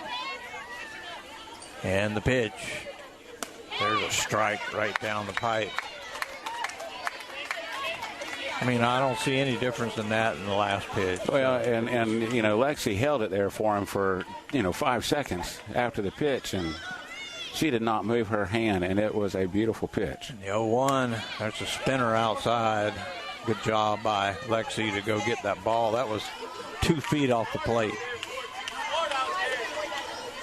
1 ball, 1 strike. Nobody out here in the bottom of the 6th. It's a 3-3 ball game after the leadoff home run. And the pitch. And a swing and a miss. Strike 1. Strike 2. Strike 2.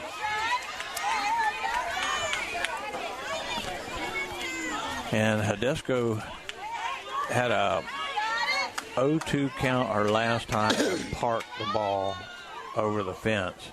And she almost went after that rise ball, and it count goes 2-2. Runner at first, trying to get an out here.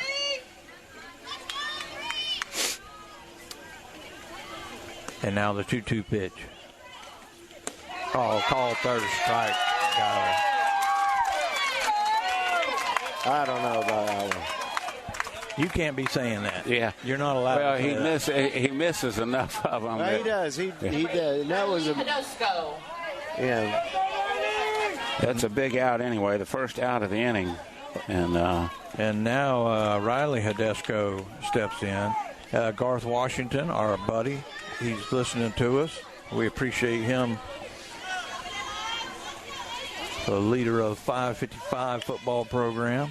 And there's a foul ball right back at Andy again. That one got me a little bit. That one ricocheted and almost got the batter as it came back off. Thought it was going to boink her on the head. The 1 out in the inning. Hadesco with a 0-1 count.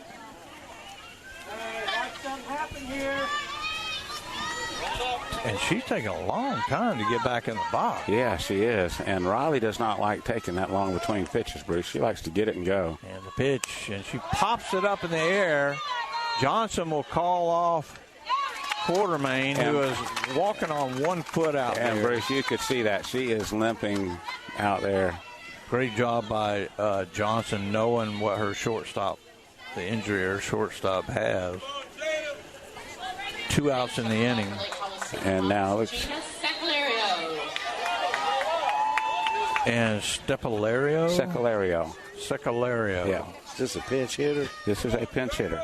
Jada Seculario. Seculario is the pinch hitter with a runner at first. There's 2 outs in the inning. 1 run in. It's a 3-3 ball game. Emma Huffman is screaming out defensive call. Excuse me, Lexi Hayford. Lexi. I'm sorry, I get them all. She's running the show. Huffman, Hillman. And Sacalillo steps in, and the first pitch is going to be grounded to no. It gets under her glove. Johnson comes up and throws her out. Yes. Great play by Naima Johnson to bail out her pitcher on that play. Goes 4-3 on the putout. Well, Bruce, we talked about discipline earlier with the Lady Hawks earlier and how they go after the ball. And Johnson, with her discipline, she still went to where she was supposed to go to. Yeah. And because of that, she's able to make the out and get us out of the inning. There was a big home run in the inning to tie up the game, and one runner left on. After 6 innings, we are tied at 3. You're listening to the 2025 FHSAA Regional Semifinal here on WBF. I'm Taft Long, Finance Manager here at Thunder Chrysler Dodge Jeep Ram in Bartow. When you walk through our doors, you will find our team of friendly and experienced automotive experts who are dedicated to helping our customers. Come in or call us today. Thunder Chrysler Dodge Jeep Ram. The Whidden McLean Funeral Home of Bartow and the McLean Funeral Home of Fort Meade is family-owned and takes pride in offering your family personal attention and distinctive services that truly honors the life being remembered. Our family serving yours. You've heard the expression, try it before you buy it, right? Well, at Keith's Spray Service, they won't ask you to sign a long-term contract because they're confident that you'll want them to keep coming back to care for your delicate ornamentals and lawn treatment. Keith's Spray Service, for over 50 years.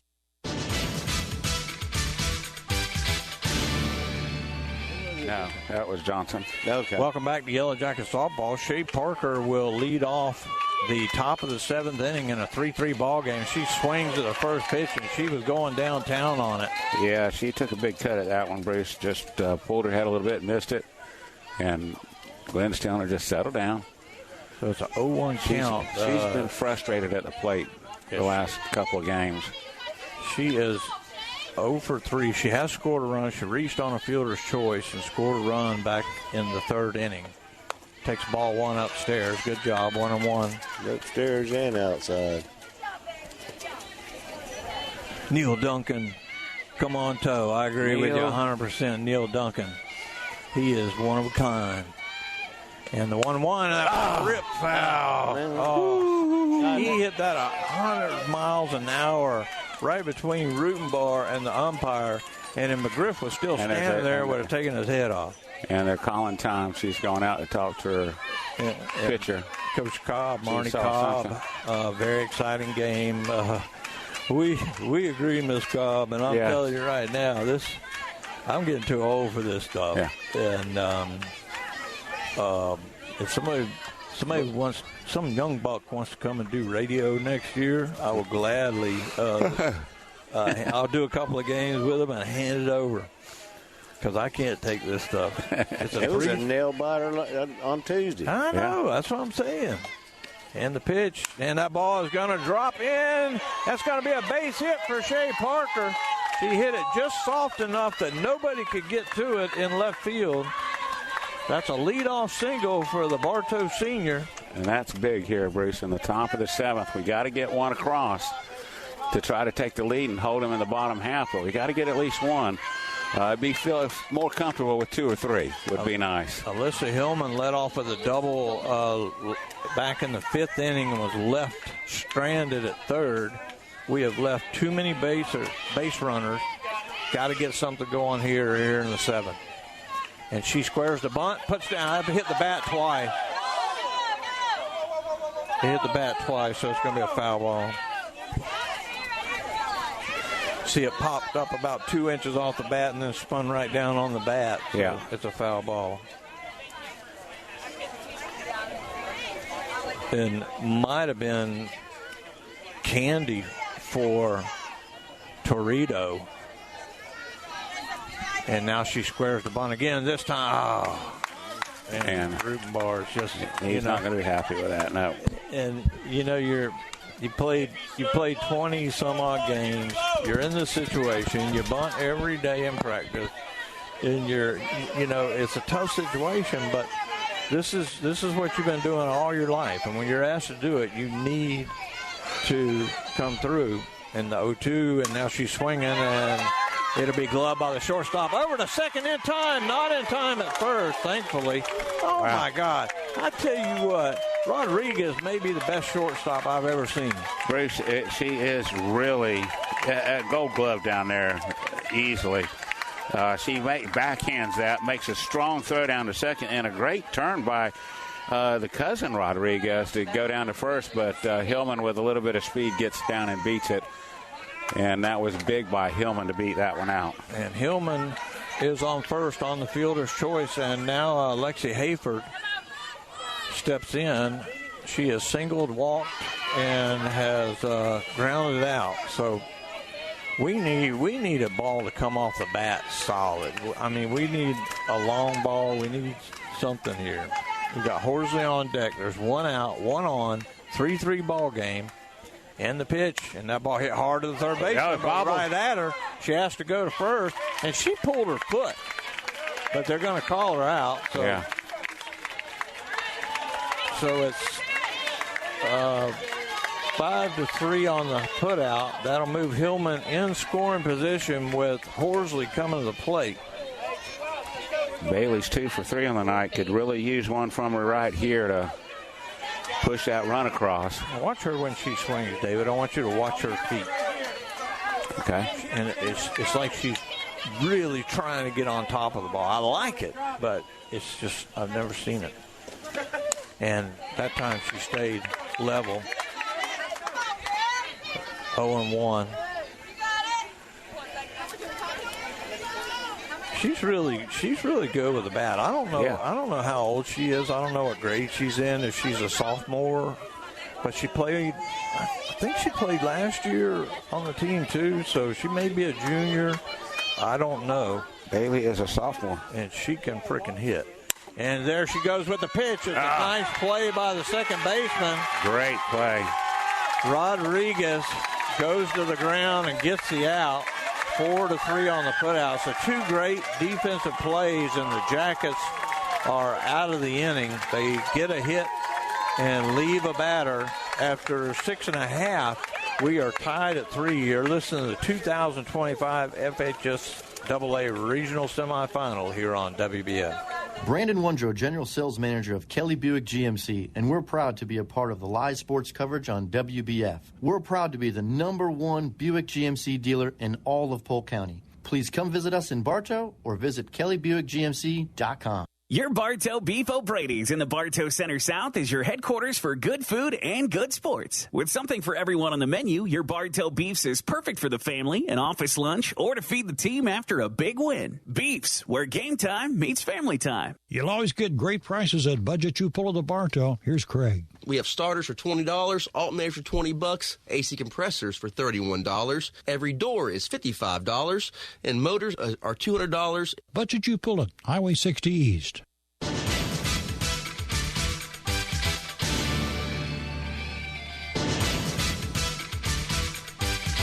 And stand by. We'll rejoin Bartow Yellow Jacket softball in just a moment. Lost our connection in Winter Park. We'll be right back with you.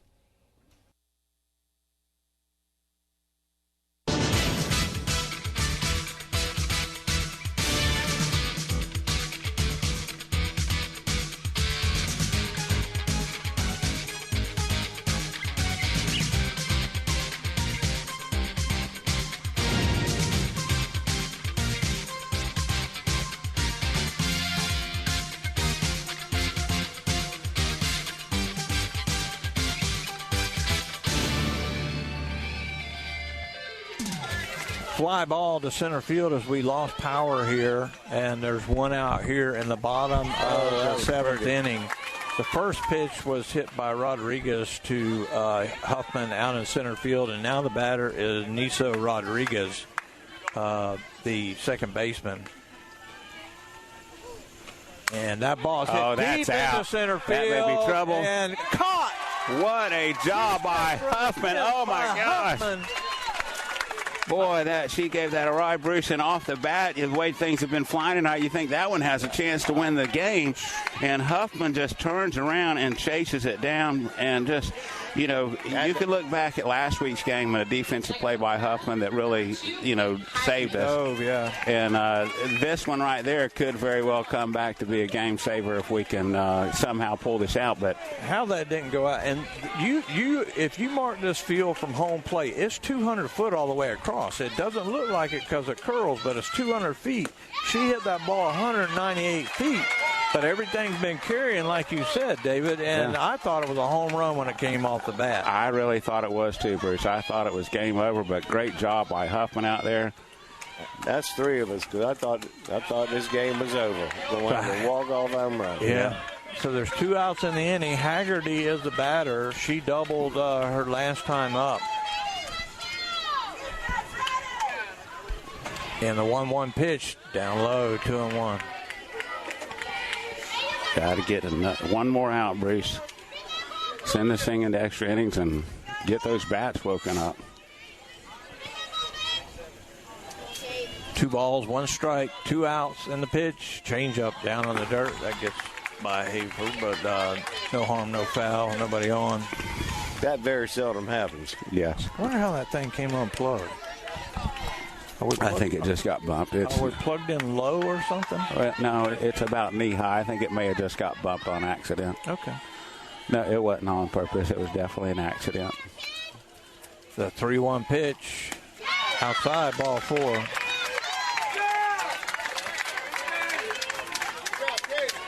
That's the game winner there on first, Bruce. You can't let her get any further. And you got Gianna Torito, who has not had a good game. And she popped out to the pitcher and has struck out twice. And she has been going for the long ball all night. The runner at first, 2 outs, and the pitch. And there's a strike right down the pipe. I think that's the first pitch she hasn't swung at all night. She's been so anxious at the plate, just trying to hit one out of here.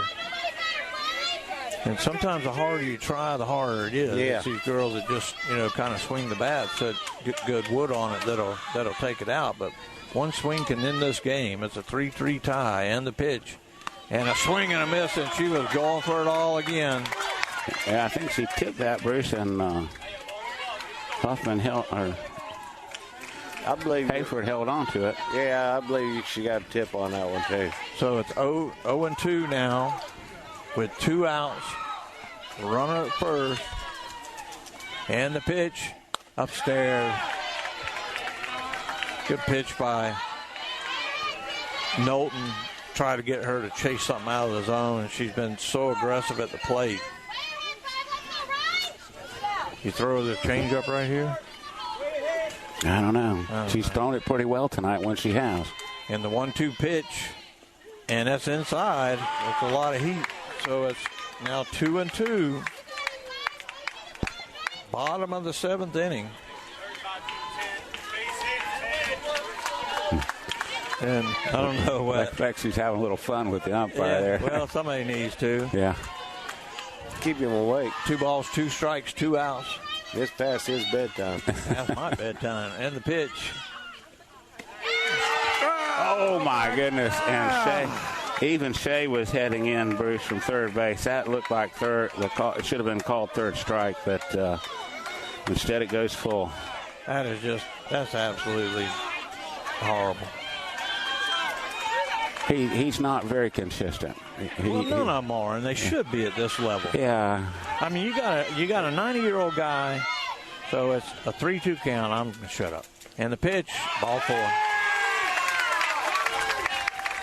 This is not good.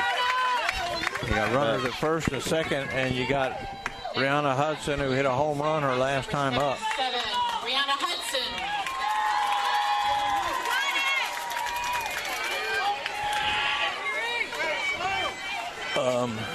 Rutenbar calling out something.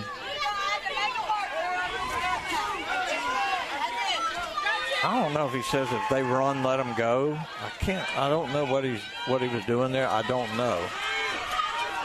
I'd like to throw him out, but if you miss and you swing and a miss. That was right down the. Hudson was hit by a pitch, has struck out, and homered her last time up to tie this ball game at 3. It's a 0-1 count. 2 on, 2 out, and the pitch fouled back. 0-2 now.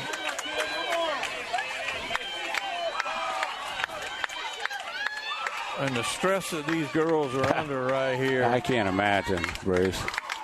I mean, I'm stressed just calling the game. And we're all stressed. We all got, kind of stake. We got our time in this game.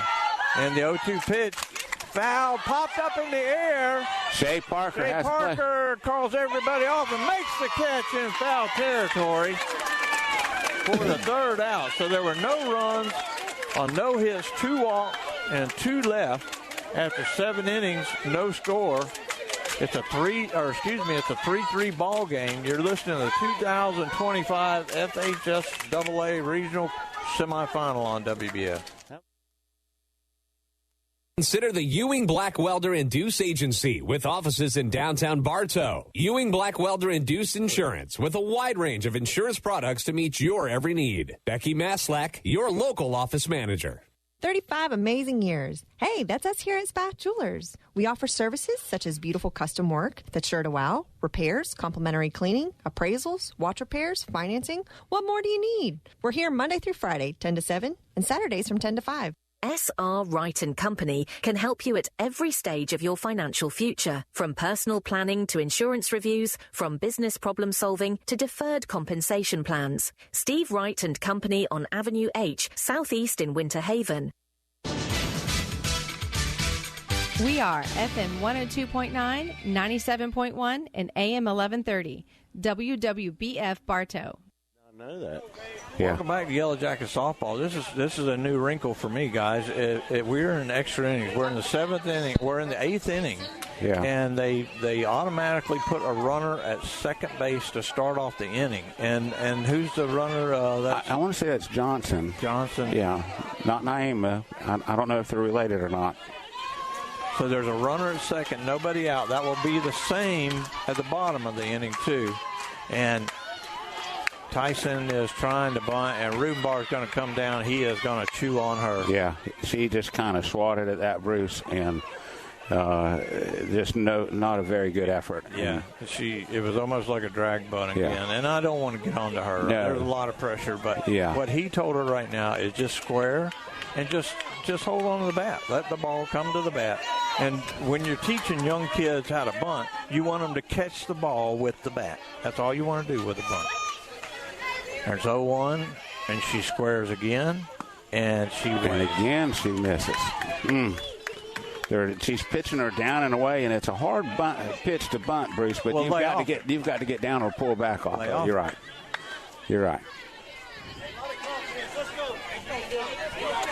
But she's probably such a good ball player that she doesn't have to bunt a whole lot. And now she's been put in this situation 2 times. Now she's got to swing the bat. That ball way outside. And that ball gets away, and the runner's going to be safe. And she's got to be careful on this wet field. She dove into third, and it was like a belly flop. Yeah. And she might have strawberries on her elbows. I hope she's all right.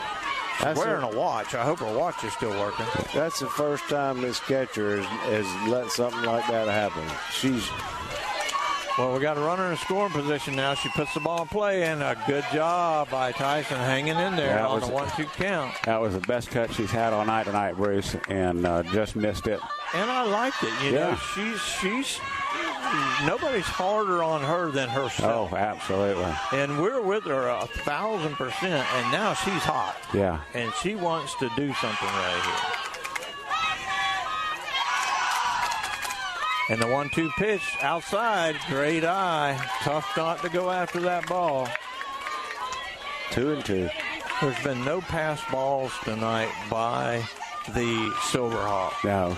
But we've got somebody at the plate or at third base right now. If it dribbles, she's going. It's a 3-3 ball game. Runner at third, nobody out, and the pitch fouled off again. Good job, Brooklyn. Good piece of hitting there, Bruce. That was going to catch the outside corner, and she's able to get enough of it to foul it back and stay alive. Yeah, and you just keep doing that until they work it in on you a little bit where you can turn on something, because Tyson likes to pull the ball. Yes, he does. We're in the top of the 8th, 3-3 ball game, and the pitch, changeup, stays upstairs. Yep. Lake Howell was really wanting that. But he has not called that. He has been pretty consistent to not call that. If she was both 6 ways. inches taller, he might have called that, but she's not. So it's a 3-2 count to Tyson and the pitch, and that's going to be a slow roll. That's going to get a run in, and so it's a 4-3 ball game. So it's an RBI for Tyson. And I don't know who we score, where we score. Yeah, I don't know where you put that run at. I'm gonna put it in the. I'm gonna put it in the plus category. I'm gonna put it in Horsley's box because she was made the last out last inning, and now the batter is Quartermain. Quartermain's batting for herself. Yep. Oh my goodness. She's limping. Yeah, you can tell she's that right ankle. Yeah. So where was that ball hit? The last second ball. Okay, second base. Yeah, 4-3. There's a strike. Wow. Now, if she can get on base, they'll put a pinch runner in for her. I believe they can do that. I don't know. Because they've already pinch hit for her.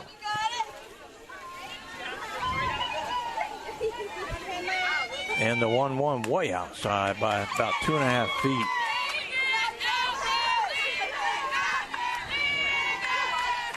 So it's a 4-3 game. The Jackets lead, but we need more because Lake Howell's going to get the same opportunity we got in the bottom half of this inning. Outside, 3-1. And Bruce, you see that all it takes is for somebody to execute that bunt, get them over, and then anything on the ground can score. So it's not, not hard, but you still got to do it. You still got to do it. You still have to execute. And the 3-1, down low, ball 4. So Quartermain will walk. And she is limping down there. They need to put a runner in for her. And I'm sure we they don't will. know if they can, because they've already pinch hit for her, and I think they pinch run for her. Okay. So you can only do it once. Well, and she doesn't. So we definitely know that she doesn't have the wheels that's normally out there. Emma Huffman, who has been on fire tonight. Emma 3 for 4 with only 1 run scored for all that she's done. There's a strike. 0-1. 1 out in the inning, 1 run in. It's a 4-3 game here in the top of the 8th. Or in extra innings, and they put a runner at second to begin the inning. And we scored.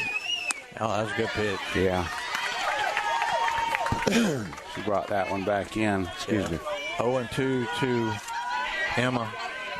Those are 2 pretty pitches, too. Got Naima Johnson on deck, who's been all world tonight on offense and defense. And the pitch. That ball is going to be a base hit into left field. And it's going to get bobbled. And Quartermain is trying. To go to third. She is trying to be safe. Great job by Quartermain. Bruce, if there's a way to describe it, she is limping and running as best as she can as the left fielder bobbled that, and that may be the. Well, nobody's more proud of her than Rutenbar is, and we are. It's a single for Huffman, but she takes second on the throw, and you talk about gutting it out. Now you got runners at second and third. And now we have, why is there a time on the field? A little powwow out on the circle with the infield. I guess as long as the umpires let you do it, you can do what you want. Yeah. Well, Naima Johnson, 4 for 4 in the night, Bruce, and a chance to really get that insurance that we need. Well, they should all be playing in. I don't know why they're not all playing in. That ball's outside. Naima Johnson is 3 for 3 on the night, 4 for 4 on the night with a home run, a double, 2 singles. Got 2 on, 1 out, and the pitch, and that ball is going to be hit to the shortstop. They're coming to the play, and there's interference right there. Yep, and the run's going to score. So the Quartermain scores. That should be on the fielder, Bruce, because she bobbled it and was unable to get out of the way and stayed in the running lane.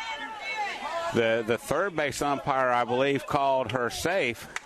So Huffman will stay. So I don't know what the home plate umpire is doing. Why are they going over to talk to Fatty over here?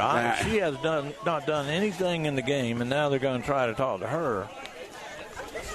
But if everything stays, the run scored. That's for sure. They need to put it up there on the board. The run scored because the interference did not happen until after the run scored. The play there had no bearing on the play at the plate. Oh, my God. Oh, my God. They're calling Huffman out. The run does score. And Glenn is letting him know about it, Bruce. Oh, my goodness. That is a horrible call. So it goes as interference. That's the second out. Now, Johnson reaches on the error. It's an E6. Or I don't know if you can't. I guess it's a fielder's choice. Fielder's choice. So Johnson is at first. Rutenbar's still chewing. He's still talking on the home about plate umpire. And you cannot bring Fatty into this. You cannot bring her into conversation. That is a horrible, horrible call, Bruce, because the fielder ran into the path of the base runner to make the play. Nice. And now he's making Quartermain go back to third? Now they're bringing Quartermain back out to third. Oh, my goodness. So Quartermain does not score. You got 2 outs. Wow. What? Now this is really... Hey, Blue. Coach Jeff. Oh, my That is horrible. And that gives us 2 outs, Bruce. Instead of a 2-run lead with runners on the corner and 1 out, now we're at 2 outs. That'd be nice if Riley could get hold of one here, Bruce. And Riley is very capable. She is, I don't know, I'll tell you in a minute. Now there's time. Now the catcher is hollering into the dugout. Knowlton is actually 1 for 3 officially.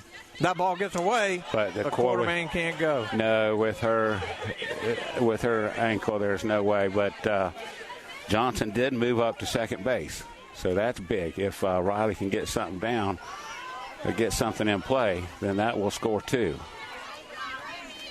So there's 2 outs in the inning. It's a 1-ball count to Riley Knowlton, the pitcher, who can do herself a ton of good right here. Way outside, 2-0. You got Shea Parker on deck, who singled her last time up. You do have a place to put Knowlton. Now the 2-0 pitch, and that ball is chopped to third. She'll field it and throws past the first baseman. And that's going to score 2 runs, Bruce. 2 runs will score.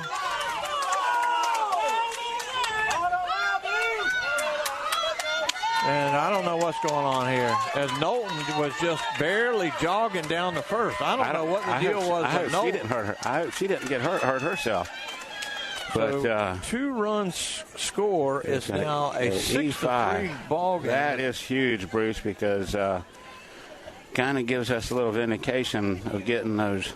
They're bringing in somebody to run for her. Yeah, now they can do that every time. Yeah. She is limping. Now you got to see about getting Tyson warmed up, which might not be a bad idea for them to see somebody else after seeing Knowlton so many times. Yeah, and it wouldn't be. Tyson throws the ball well, throws hard, and throws from the left, so that might come into play. Now Shea Parker squares. She's just doing this for timing. And brings it back, and there she hits a hard ball. The shortstop is gloved by Rodriguez, and she throws over. And now there'll be runners at the corners on an E6. Yeah, oh, my goodness. The way she has played tonight, Bruce, for sure you're thinking that's got to be the 3rd out. And she didn't. It wasn't rushed. She just tried to overthrow it, and overthrow it she did. Twice. And so that's back-to-back plays that have allowed the Jackets to take a 3-run lead, and now another run standing down there on third. Hamilton goes all the way to third on the error, and now Alyssa Hillman, she reached on a fielder's choice her last time up. She has a big double, and she's very capable of hitting the ball out of the park here. Absolutely. Now she calls time. Well, the catcher is having a hard time getting the Torito is really aggravated about something. They're not getting the pitch in or something. Way outside, 1-0. Torito is one unhappy young lady right now. She is catcher. Runners at the corners, 2 outs, 6-3, Jackets lead. But that doesn't mean anything in this ballpark. No. And they have proven it. They swing the bats well, and they will, trust me, they will not go easily. And you got to see about Knowlton, too, because she was barely running down the first. And now timeout by the umpire. Not sure why he's calling time. He can't get his hand out of his pocket. So it's a 1-1 count. Runners on the corners, change up. Oh, my. That was high. That was at her eyeballs, Bruce. Rubenbauer, he's so beside himself. But you can't argue balls and strikes and throw you out. So there's 1 ball, 2 strikes to Hillman. And the pitch. And fouled off. Good job. Got a piece of it. The ball is racing in on her hand.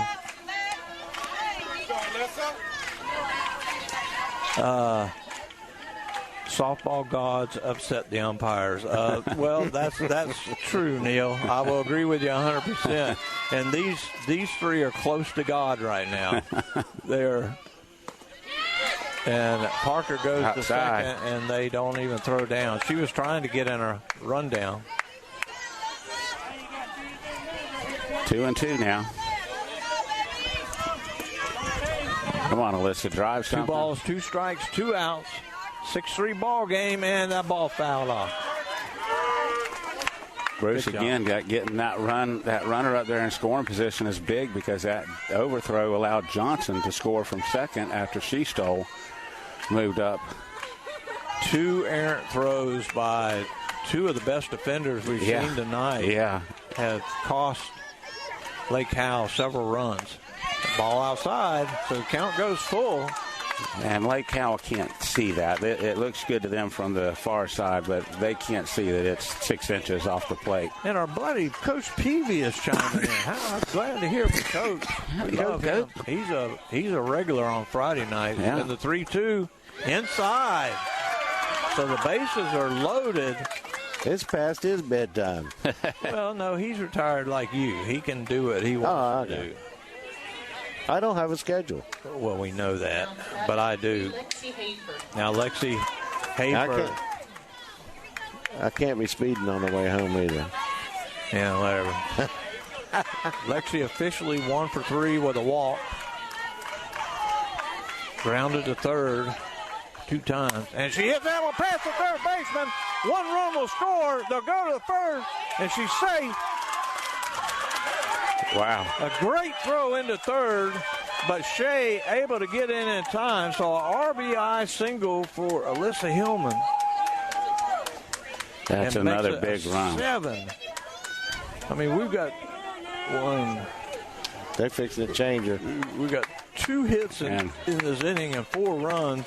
And we're going to have a pitching change. Jeff will send it back to you. Going back to Hudson. You're listening to Yellow Jacket Softball here on WBF. This is Jonathan Jester with Citrus Air Conditioners. Do you ever worry if you're getting the best service for your money? If you live in Bartow, you no longer have to worry. We will give you a second opinion for free on any AC work you're considering. Call 534-1171 or Google Citrus Air. Looking to improve your home's curb appeal? Call Evolve Contracting today at 863-537-7537 for all your lawn, landscaping, irrigation, pavers, and tree work needs. You can also visit us at evolveyourlawn.com. Are you searching for your next partner in real estate? 360 Prospective Partners proudly serves Polk County and is here to help. Contact me, Denise Bodie, at 863-378-5323 or check us out on Facebook to get started today. That's 360 Prospective Partners. Rihanna Hudson back in the game. Welcome back to Yellow Jacket softball. We're in the top of the 8th inning. The Jackets have scored 4 runs, and the starting pitcher, Rihanna Hudson, has re-entered the game as the bases are loaded with Jackets, and Bailey Horsley coming to the plate, who already has an RBI. She has an RBI single, 2 for 4 on the night.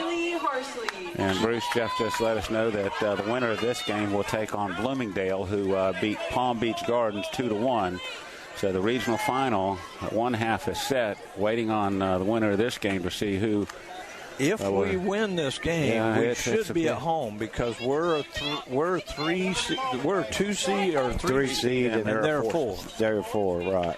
So that would be just wonderful. I would imagine probably Friday.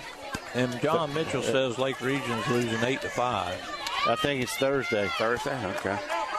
Thursday, okay. Next Thursday? This week? Yeah. Today's only Tuesday? Yeah. Oh, my goodness. So only a day's rest, huh? Bases loaded, 7-3 ball game, 2 outs in the inning.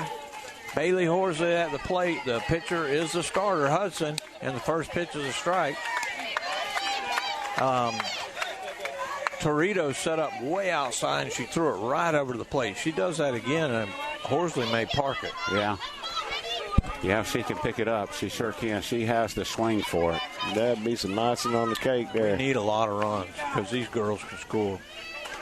And that wow, she just missed that ball. She was jumping on that one, Bruce. She liked that pitch. She just misses it, fouls it back. Oh, my goodness. Oh, she wants that one back. This is the 9th batter in the inning for the Jackets.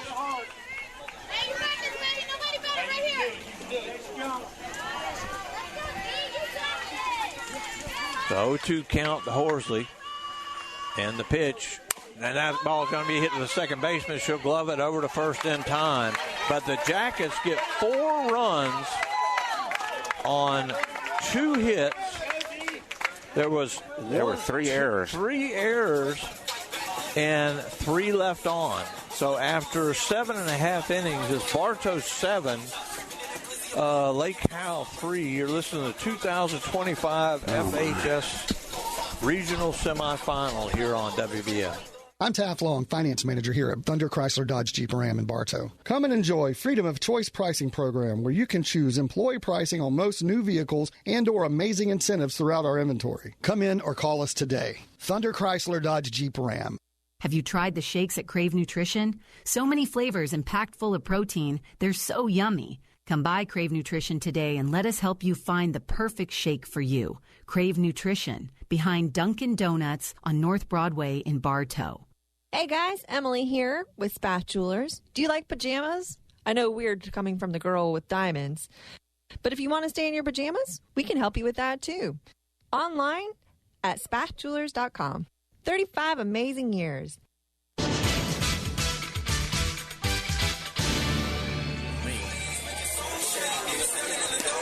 Welcome back to Yellow Jacket softball. We go to the bottom of the 8th inning. The Jackets lead 7-3, but number 77, the pitcher for Rena Hudson, she is going to second base. So they'll start out with a runner at second base. With nobody out, it will be the number 6 batter in the lineup. They're changing out number 5. Number 5? Let me see if I get that number. For your Lake Howell Silverhawks, I don't know. number 14. I don't know. Let's see.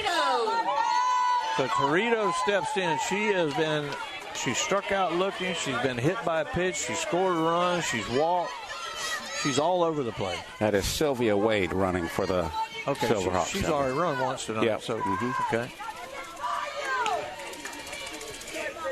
There's a ball outside. And now, Bruce, how does this play in? Torito, maybe she's swinging away. She didn't even square attempt to look at by it. So not trailing by 4. You need runs, and you need a lot of runs. So they're not going to try to move anybody. That's the oh wow, hit deep and going back, and it's dropped. Right at she ran into the fence. Huffman had a play on it, but hit the fence as she was trying to make the catch. Oh, my goodness. It's going to be a double as Huffman has done so much out there. Huffman. Huffman, yeah. So it's a double for Torito, and now runners at second and third. Oh, my goodness. I couldn't see her. The umpire was in my way right when the ball touched her glove. She got a glove on it, and right when she hit the fence, Bruce, it jarred out. And Gomez was right there to pick it up and throw it in to keep a run from scoring. And the runner had to hold up at second because it didn't know if the ball was going to be caught. So now the batter is Hidesco, who has a home run tonight. And she squares the bunt, and she tries to push it down the first baseline. Now, that I like to see right there. She's trying to move the ball. She's trying to get a run in. But I don't think that was necessarily – that might have just been her on her own. I think she was looking for a base hit there, Bruce. I think she was trying to sneak one in. And I don't know what they're doing. I mean, our buddy at third base, the third base coach, so she's squaring, but she's going to pull it back. And she swings and misses. 0-2 now to Jordan Hidesco. You got the Hidesco sisters back-to-back here. Runners at second and third. Nobody out. And the pitch popped up and out of play and over the fence. My goodness. This is just too much. This is a little stressful. Oh, Rick Sal. Man, he's like, I wish me and Roland were here. Can you imagine if Oxley and Rick Sal were here? But they both be thrown out by now. Yeah. Well, Nate's been kind of quiet tonight. I don't even know where he's at. Nate's he's in shock right now. He's in one of them. You know, you can hide, you can holler and hide when we're up in the press box. But you holler down here, and everybody points at you. Yeah. When the umpire turns around. I'm not shy. Yeah, but we're family radio station. He just cranked up there. Just heard him. Glenn was out there talking to the umpire for something, but he's not sure what that was about. But I don't know. Waits for softball. 0-2 count. 2 on. And the pitch. That ball hit into right field. Coming in. And great catch by Hillman. She skies it. They got to come back. No. Did she leave early? I don't know. Because she was sure way down the line. What a great catch. She caught the ball, a Willie Mays basket catch on the run. She fires it in to no harm because the runner was going to score anyway. So it's a sacrifice fly. 1 out. Great job by Hillman out there, yeah. So that's 1 run in the inning. A runner at third. And an out. And a big out. Big out. And now you got Riley Hidesco, who is 0 for 3. She struck out twice, and she has popped out to Naima Johnson. She pops that up, and it's going to get out of play. About got that gentleman there. Man, he went to catch that ball, and that thing. He said, I don't think so. It started coming down pretty quick. That's like me, man. If it's coming to me and it's like 2 foot to my left, I ain't going nowhere. No, I'm stepping out of the way. Here comes another plane. I wonder if that one takes. Looks like it's. I don't know. I'm not going to say anything anymore. 7-4 game now. He's coming in hot. Don't be saying that. Too many crazy plane things. And the pitch, and she squares, and that ball is down low. 1-0. 1-1, excuse me. It's a 7-4 game. Jackets lead. Riley Knowlton, who has clearly injured herself, she's trying to finish this. And Bruce, I heard one of the fans say, don't worry about that runner. Get the out. Yeah. That's what we're looking for. And the pitch. Swing and a miss. Strike 2.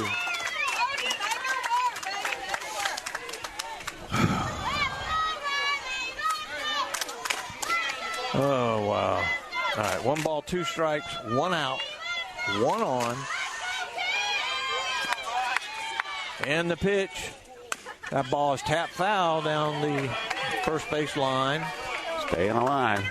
Bailey Horsley will go back Brooklyn Tyson goes and gathers it up and tosses it in. That's a good swing, though. I mean, you're sitting there 1-2. You got to guard the plate. Do everything you can. That one came in pretty fast, too. I told you. Well, I don't like the word hot when it comes to a plane. And the 1-2 pitch popped up, and this was coming back right to the fans and just miss the bleachers by a foot. Yeah. Oh, well. Them fans, they weren't moving at all, man. They're like, I ain't. No, they're biting their nails watching this, too. The count holds at 1-2. I tell you what, Nate looked real comfortable a while ago, but the sweat boring off his forehead. And the pitch, swing and a miss, strike 3. That is a big, big pitch by Riley Knowlton, Bruce. And that's going to bring up, well, we don't know who. And here comes the runner to the plate. No, he's sending her back. He's sending her back. I don't blame the coach for trying. Yeah. Because Rutenbar, he may be. Yeah, he was calling time. He may be. Are they going to do a pitching change? They may. I'd say let her finish out the game. Well, I agree. But the way Tyson was looking at Rutenbar, and this coach, I understand. He's upset. He thought he could get away with it, and you try it. If it works, great. If not, here we go. Cleaning off the plate. Bruce, he got tired leaning over. That's 11 strikeouts on the night for Riley. Well, she gets 12. Okay, after going to the regional final on Thursday, come on out to Memorial Stadium for the Friday night spring game. I hear you, Neil Duncan. I hear you, and I may obey. And the pitch fouled off. 0-1. The batter is the number 9 batter. Now, who is this? I think this is number 16. This is Slovak. Yeah. Sikano. Yeah. Sekalavaria. Sekalavaria. Say that 3 times fast. Not even going to attempt it. Runner at third. 2 outs. And the pitch. Swing and a miss. 0-2. Jackets lead 7-4, but we know these leads can dwindle. Yeah. We have seen that in this small ballpark. You cannot get comfortable. No balls, 2 strikes, 2 outs, and the pitch. Foul back right at me. Woo, she gets a piece of it to stay alive. Oh, man. Golly, I'm just not built for this. Yeah. Lake Wales won 8-7. Okay. Boy, who are they playing if they won 8-7? Yeah. They're in the playoffs and they won 8-7? They must have found some pitching somewhere. And the pitch. Swing and a miss, strike 3. The Jackets have won the regional semifinal. Riley Knowlton strikes out the last 2 batters to end the ball game. The Jackets win it 7-4. In the inning, there was 1 run on 1 hit and 1 left on. We will take a 60-second break and come back and wrap this up. You're listening to the 2025 regional quarterfinal here on regional semifinal on WBS. Brandon Wondrow, General Sales Manager of Kelly Buick GMC, and we're proud to be a part of the live sports coverage on WBF. We're proud to be the #1 Buick GMC dealer in all of Polk County. Please come visit us in Bartow or visit kellybuickgmc.com. The Whidden McLean Funeral Home of Bartow and the McLean Funeral Home of Fort Meade are proud of our community and student athletes who strive to do their best. Another reason we are pleased to support today's broadcast. Whidden McLean, our family serving yours. You've heard the expression, try it before you buy it, right? Well, at Keith's Spray Service, they won't ask you to sign a long-term contract because they're confident that you'll want them to keep coming back to care for your delicate ornamentals and lawn treatment. Keith's Spray Service for over 50 years. These girls played hard. They didn't give up. No. So the line score for the Jackets, there were 7 runs on 15 hits. 3 errors Oh, that's Coach Rubenbar's grandchild. Yeah. And they're celebrating in the huddle with the girls. And all the girls. And he's dancing, brother. Yeah. Oh, he's got all the chicks going on. Yeah, he does. But there were 3 errors, all of them in the last inning by Lake Howell, and 13 Jackets left on base. Yeah. For Lake Howell, 4 runs on 6 hits, no errors by the Jackets, and 9 Silverhawks left on base. Riley Knowlton gets the win. The pitcher Hudson takes the loss. And, boy, I tell you what, guys, I'm going to let y'all talk in just a second. Coach Peavy chiming in. He says he really appreciates it. We did a tremendous job. We agree. Thank you, Coach. Thanks, Neil Coach. Duncan, I don't know if I'll be at that game on Friday night, but I will be on Thursday at hopefully it's at Bartow. I do not want to go to Bloomingdale. We will be playing Bloomingdale, and I'll let you guys talk. Yeah, that Jeff will have that up, but you're right. I think with being the number 3 seed, we should be the home team, which would be great. But Bruce, this has been a team that's kind of like you're not sure what you're going to get. The game against Lake Region where we played well and lost. We didn't play well against Durant and we lost. We played pretty doggone good against Riera and almost lost that one.